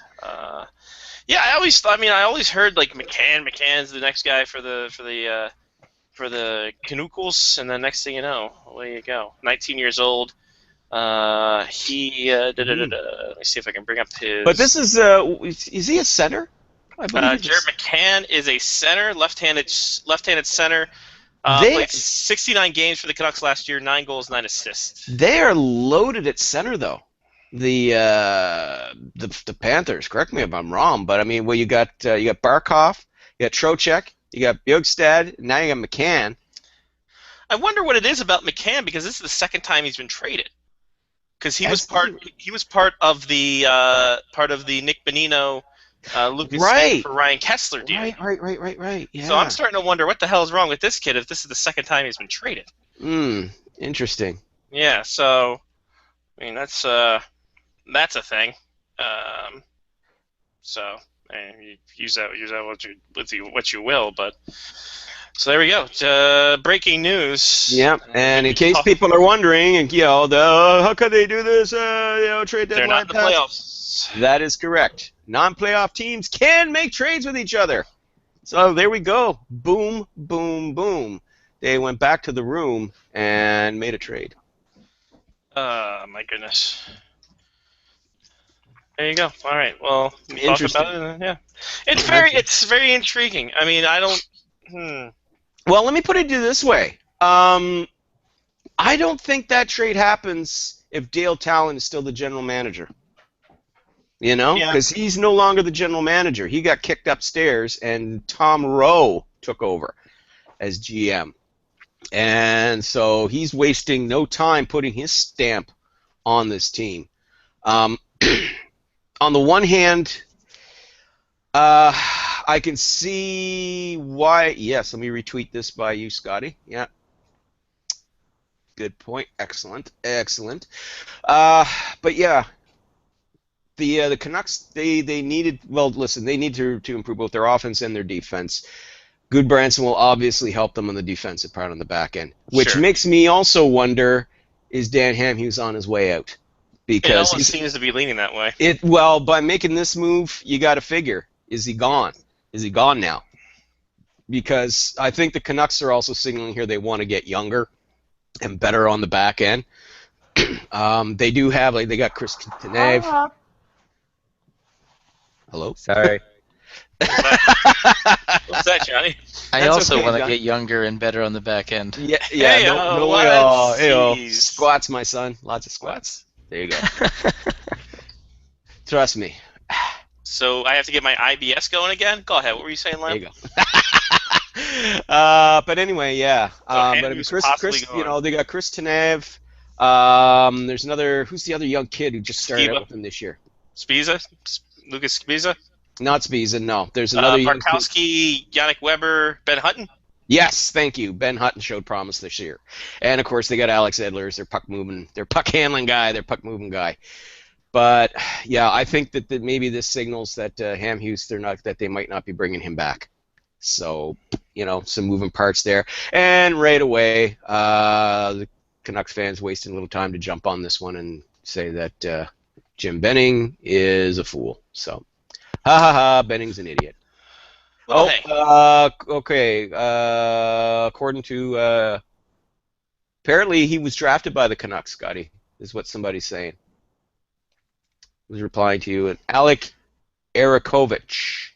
Draft rights traded from Anaheim Ducks with Nick Bonino, Lucas Spiza, and a round third pick in 2014. Yeah, okay. You want to reply to him then? Yeah. Okay. Yeah. The draft. Yeah. The draft rights were traded, so that's. Yeah. Yeah. Still, Draft rights. I guess. Picky, so. picky. Yeah, that's true. But Fair anyway. enough. But anyway. So that's a thing. But yeah. So let's take a look at the Panthers depth chart, shall we? This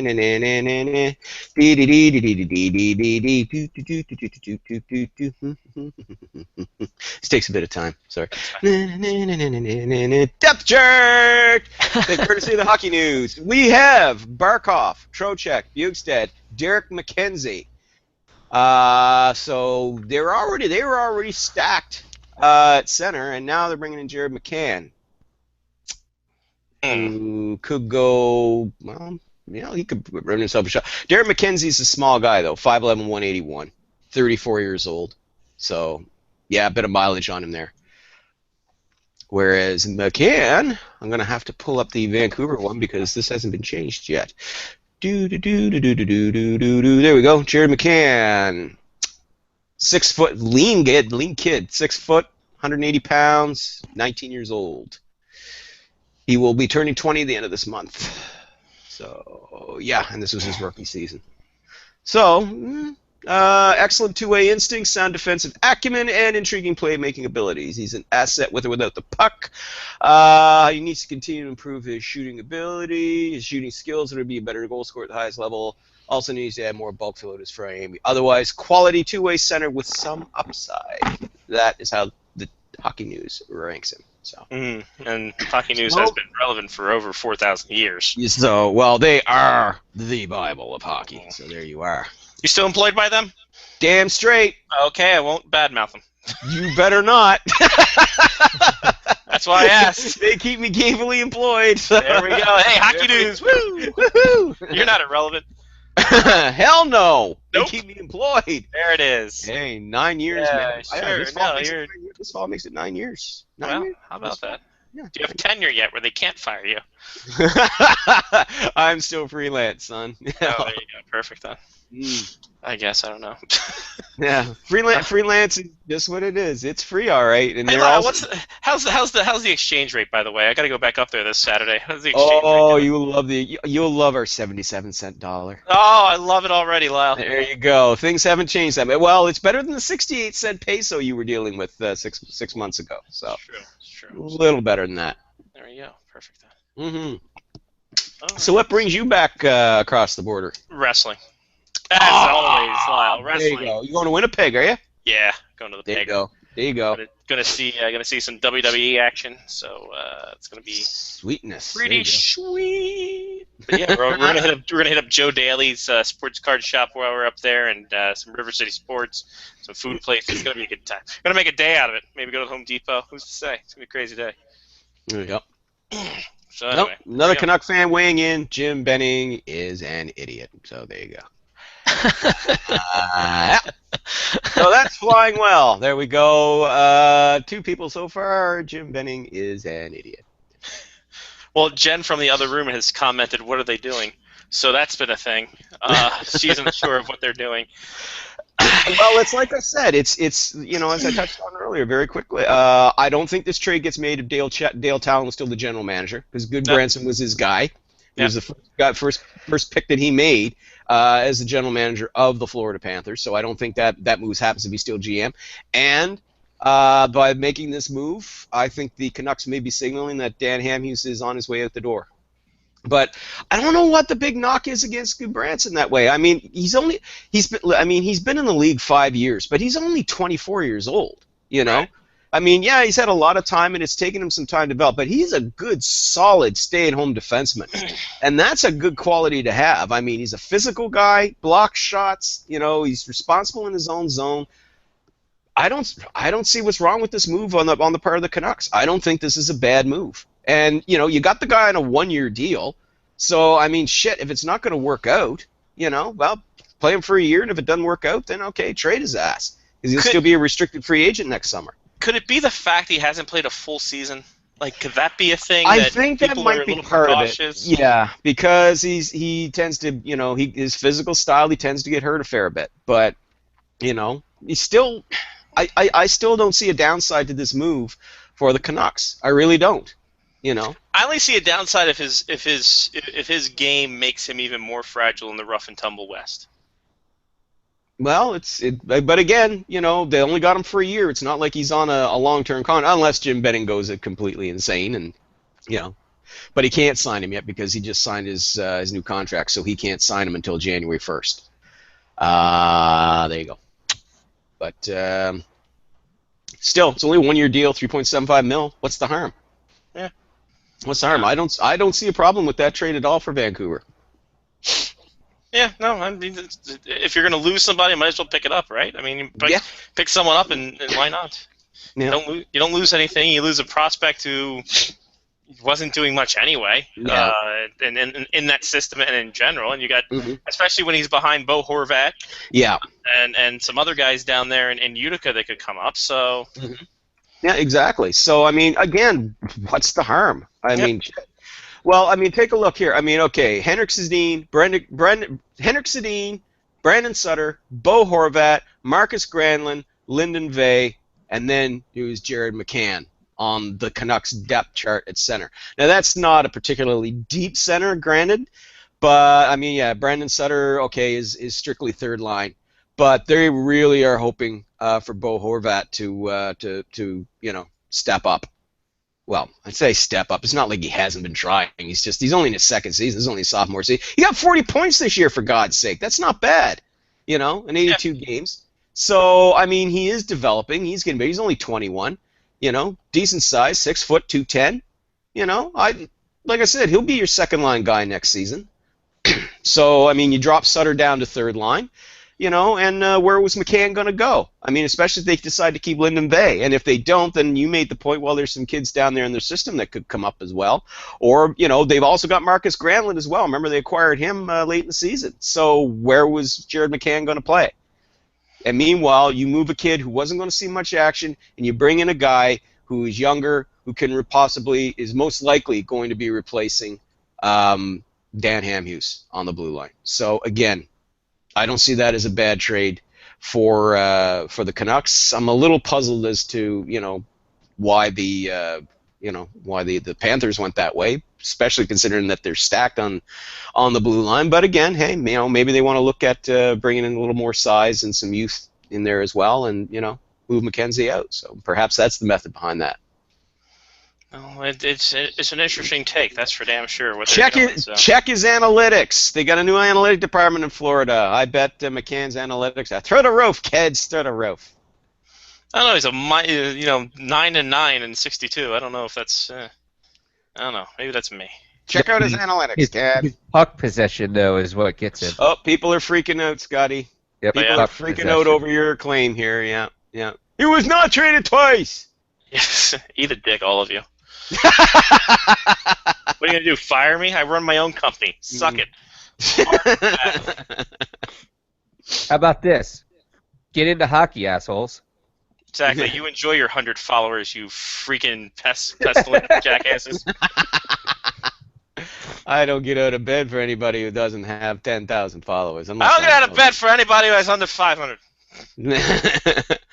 But yeah, no. The only reason why I mention is because, of course, when people do this, when they answer you, I'm also included in it as well. Oh yeah, no, I saw because it. I retweeted you. So yeah, that's the only reason. I put a retweet on there, so if they gave a shit and looked at my timeline, they would notice that. But they don't, so fuck them. There you go. Anywho, Well, Where's the NHL analytics portion? Because didn't they have an NHL.com have analytics, but it's a huge mess now, so never mind. yeah, it's not to be trusted. Apparently, I cited them for a bit, and then Travis Yost said, "Do not cite them. Their analytics department cannot be trusted." And you know, the analytics guys, TSN's Travis Yost seems to have a good handle on things. So if he says don't trust him, I will take him at his word. There you go. Yeah. Besides, as I said, I don't put much stock into like I said, into player analytics. Oh, I put all. I look at more stock into it. Team wise, yes, but player wise, you know. And again, you know, the perfect example of that is Alex Semin. He was the darling of the analytics community. You know, but his puck possession's through the roof. Yeah, and he's not in the NHL anymore. Why is that, kids? He's barely in the KHL. Yeah, he won a championship, but still. Still. You know, I mean, just because a guy's got, he's got great analytic, yeah, well, are they translating into goals, assists, points, or is, if he's a shutdown defenseman, is that translating into him, helping to cut down on shots and goals? I mean, Jared McCann had a 57.9 Corsi in his last year with the Greyhounds, and it was tops on the Greyhounds and forwards. And that explains why they went after him. There you go. There you go. That's why they went after him. But that was his last year at June. That's 2 years removed from that. Oh, so. I know. But that's but they'll probably still why take they that went at face value. Yeah. Mm. Yep. Mm. So there we are.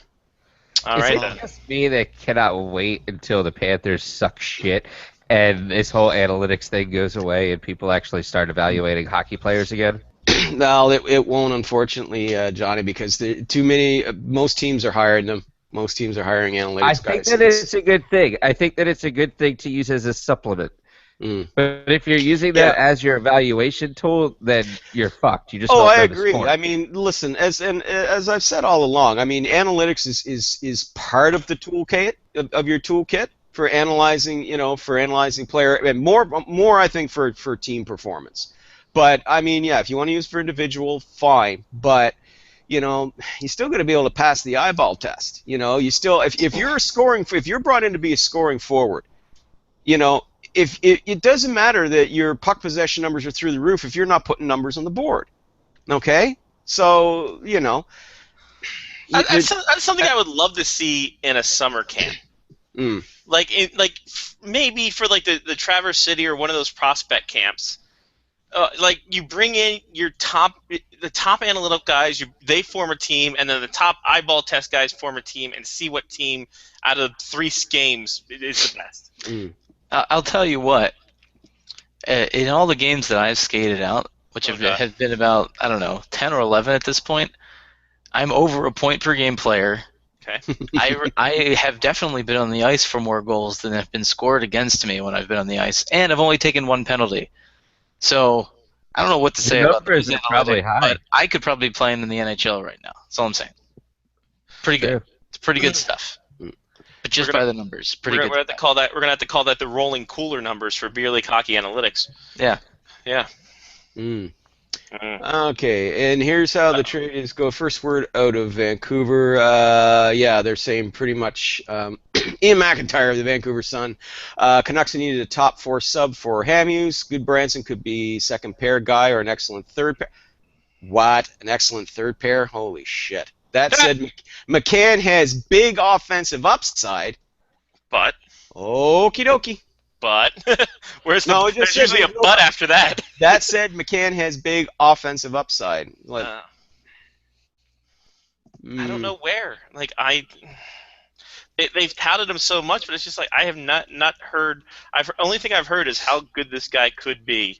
Yeah, but not how good he is. Just how good he could be. And I got a Habs fan saying, good Branson's trade value really shows how horribly mismanaged Jared Tenorti was as an asset. Okay, well, he also did dumb drugs. teams. For God's sake, really? You're comparing Goodbranson to Jared Tenori to Goodbranson? Come on. I mean, what the hell, man? Was his dad ever in the NHL? Wow. So I'm gonna ask a really weird question at this point. Go ahead, man. But does it seem like maybe fans of other sports do this also? Because I don't follow a lot of fans of other sports. But does it seem like fans of hockey teams are basically like, our prospects are the best things that ever could have been, and just because they got traded away before they were really good, look how great they're going to be. And Jared Tenori may never actually play in the NHL again. Yeah. He might not even be good enough to play in the NHL again. But just because he was drafted by the Canadians fans are like, oh, he's going to be great. He's going to be great. This is such a dumb move. You see that a lot in Toronto, too, until they actually started making good picks. Yeah. But, I mean, yeah, every team does it. I mean, you always get into this thing. Fans of every team, no, our prospects are the best. Our prospects are the best. Everybody does it. Oh, no, we traded this guy away. Oh, what a horrible thing. Oh, Jared McCann, huge offensive upside. Maybe. Yeah, possibly. Maybe not. You never know. He might. And Goodbranson could turn around and be a really good, solid defensive, an excellent third-pairing defense, and I think that's a bit harsh. This is a kid who averages about 20 minutes a game, for God's sake. You know, I mean, man, that's a bit harsh. I mean, but hey, you know, we don't know how these things are going to turn out. We really don't. Everybody, you know, assumes that, you know, this trade's going to work out this way, or this team gets screwed, or blah blah blah. You never know until after these deals. You know, sometimes they don't work out at all, and sometimes they do. So. Who can say? I mean, go back and look at, you know, the trades, the moves that were made leading up to the trade deadline. I mean, most of those, I mean, a lot of those, you could go back and look at them and realize, you know, holy shit, most of these deals didn't work out at all. You know, but at the time, you know, everybody and their dog, including myself, guilty as charged, because that's my job, what I'm paid to do. You know, sat down, looked at a lot of trades. Oh no, well, that could be a good deal. No, that could be a good deal. That could work. Oh yeah, that could be good. The only one that didn't, I think, which everybody had universally panned, was the Eric Stahl one. You know. But that one you could see, you know, most people saw that come for country mile. Sorry, Elliot Friedman, but we did. You know. But, yeah, I mean, you really don't know how these things are going to pan out. But just my eyeball take on it is, like I said, I don't see this as a bad deal for Vancouver. Nope. Make it happen, especially if you're not going to re-sign what's-his-nut, then might as well get some kind of... Well, you got to do something. Yeah. You know? Yeah, bringing a guy. I mean, the thing I always heard about Goodbranson, tough guy, you know, very responsible defensively, leadership, you know, leadership ability, all this happy stuff. Well, why not? Bring a guy who's got young leadership to your team, because let's face it, the Sedins are only going to be there for a couple more years, you know, and they're going to be gone, and there's going to be a huge leadership void there. So, you know, this is the sort of thing you want to do. You know, I just think, you know, right now, I just think that a lot of people, a lot of Canucks fans. Well, maybe it's not fair to target all Canucks fans, but it seems like a portion of them are just, they're so preconditioned to expect failure that they're going to rip every move that Jim Benning makes no matter what. Because, I mean, they went off their nut last summer on some of the moves he made. Which is the exact opposite of Caps fan, who love every move that their GM made. And then get disappointed. Except for the Philip Forsberg deal. Nobody liked that one. Yeah. Nobody liked that one. Speaking of prospects... No, just kidding. Yeah, exactly. Holy so crap. Is this right? The Hershey Bears are up 5-2? Jesus Christ, they were down 2. Holy Christ. Wow. they were down 2-1 at the end of the first. Oh, it says 5-2 Hershey. Holy crap, that's right. Man, the Marlies are getting shoved around. Hoo-hoo.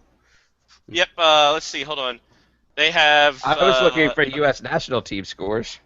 Yep, Ryan Bourque makes it 5-2. Yep, Chris Bourque scored, Ryan Bourque scored, shorthanded, and Sill, everyone's favorite, Zach Sill, has 2 goals tonight. There you go. Justin Peters in net with Anton Biddabo being in starting, then getting pulled for Garrett Sparks, who subsequently let up his first goal in his first shot.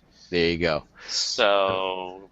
Okay. Oh, here's what the Canuck blue line would look like. Okay, Edler and Tanev, Hutton, Goodbranson, Biza and either Triamkin or Larson or Biega. So Hutton with Goodbranson, I think that's good for second pairing. Sure, I like it. That works. Edler and Tenave on your top pairing, yeah. And you still got two young kids down in Utica and Troy Stetcher, who was just signed, and also Jordan Subban down there. Jordan Subban. Yeah. So you got kids coming up, so it's Oh hey, you know. Why the hell not? But I mean, you know, Jesus. I mean, like I said though, some of these folks are just ripping into Jim Benning. It's like it doesn't matter what he's gonna do. They just want to rip him apart. You know. That's a horrible trade. What are you doing? They all started. You know what started it was last summer when he traded Eddie Lack. Yeah. See, he traded the popular Eddie Lack, which he never should have done because, as everybody knows, if they kept Eddie Lack, they would have gone on. He would have backstopped them into the playoffs and beyond. And it's 6-2. Oh, your Hershey Bears are stomping the piss out of the Toronto Marlies. That's not going to go down well. They Well, need to save goals. We've seen this occur before. Leafs Nation isn't paying attention anyway. They're too busy watching the Raptors. They're all hanging in Jurassic Park for the summer. Yeah, they are. Until the draft. Then, like you said, they're all going to go down to Buffalo, wait for the announcement of Austin Matthews, the first overall pick, and then most of them will get up and leave. And the Raptors are down 26. Oh! It is not a good night for Toronto. No, if you're a Toronto sports fan, look away. Oh, how are the Jays doing? Oh, are they playing tonight? The Jays just got suspended by the league. Wait a minute. Oh, it's the trifecta of shit for Toronto franchises tonight. Boy, howdy, this is not. Not Toronto fun. FC is not playing. I know that for a I'm fact. sorry, Okay. someone. I apologize. It's actually just 5-2. But both goals in the third period have been shorthanded. Zach Sills shorthanded and Ryan Bork shorthanded on the same. Wow! on the same penalty kill. No! It's 7-2 now. Now it's 7-2. 7-2. Wow, this is 7-2. Goal! Christian DJOOS Juice. Juice. Yep. Christian Juice. Goal! Juicy juice. My God. Isabel Krishugin. This is Just getting slaughter. the No shit. Booing begins. The Rico Center is emptying out. Wow, this is a disaster. I love Twitter. Sometimes I just love Twitter. It couldn't happen to a better city. Wow. Woo. To be fair, at least they're failing really hard. At least they're failing. I love hard. Jen's reaction too. Tell her I liked her reaction. Hey Jen, the people like your reaction. You're There doing you good go. over there. There you go. Just reactions. Don't worry, you're doing good. Glad to see she can type again. What'd you say? Open the door. It's closed. Well, it's 7-2. It's really weird. Things are happening, and the Raptors are down 26. It's very odd. How are the Jays doing? Wait, how are the Jays? How are the Jays Do you have a doing? J score? Do we have a J score? Hang on. I hope they got rained out in a dome. Jays score. They're not playing tonight. I don't. All think. right, well, that's weird for a Wednesday. I don't think they're playing tonight. Jays, hang on. Unless they're playing a 4-game set. They're up 7-3. So Jays are no, 7-3. top of the eighth. They're up 8-3. Up 8-3 now. Okay. And ESPN. It's they're just Canarsion counteracting with the the- single, and it's 8-3. They're Hey! just counteracting the hockey game score. Well, wait for it. Their relief pitching's been shit, so I wouldn't This be game surprised could to be see. blown. I wouldn't be surprised to see the Yankees come back and beat the Yays by a score of 10-8. And San Jose's up 1-0. There you go. There you go. So there we go. See, has Zach still got a hat trick? That'd be great if he did. Oh man, that would just. Zach still a cast off of the Penguins. Yeah. And of the Leafs. He played and for of the Leafs too. Yeah. So how do you like them apples? Jakob Verana gets a goal. Oh. I don't know. man. And you said Jost got the seventh goal. So there you go. 4 goals on 5 shots. It looks like in the third period. Garrett Sparks has let in 3 goals on 4 shots. Is there someone right now making sure that John Walton is still alive? Yeah, John Walton may have not been able to catch a breath during these goals. Because there might have been like some heart failure or something during that. My God. They scored 4 goals in, it looks like, just around 6 minutes. Wow.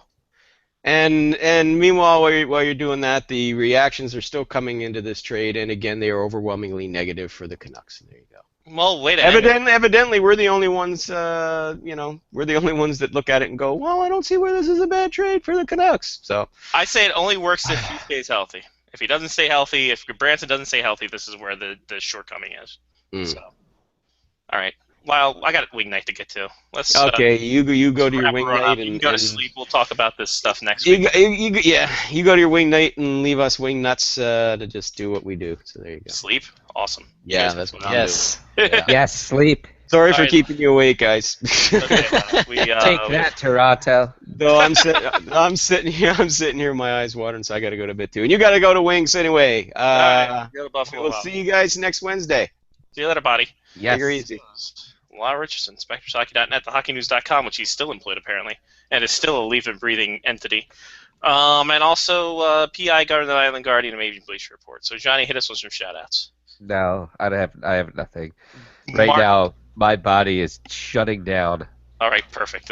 You might want to see a doctor. Mark, give us some shout-outs. No, it's been longer than 4 hours. I'm fine. Hey-o. Shout out to Things and Stuff and other things, and Memorial Day weekend and long weekends and the sun. Here comes the sun, dootin' doo-doo. All right, I guess it's to me. Shout out to job interviews. Holla to at. So keep your fingers and toes crossed, ladies and germs.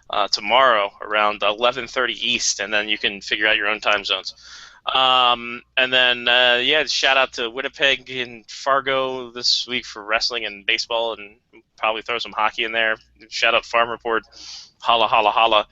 Tag team match playa. Anyway, that's it. For Johnny P. Mark at the Sea, I'm Scotty Waz. Take care of yourself and someone else. It's been Face Off Hockey Show on FaceOffHockeyShow.com. It's also our Tumblr. Face Off HCKY Show is the Twitter, and FOHS Radio is the Facebook. So until we speak to you next time, peace.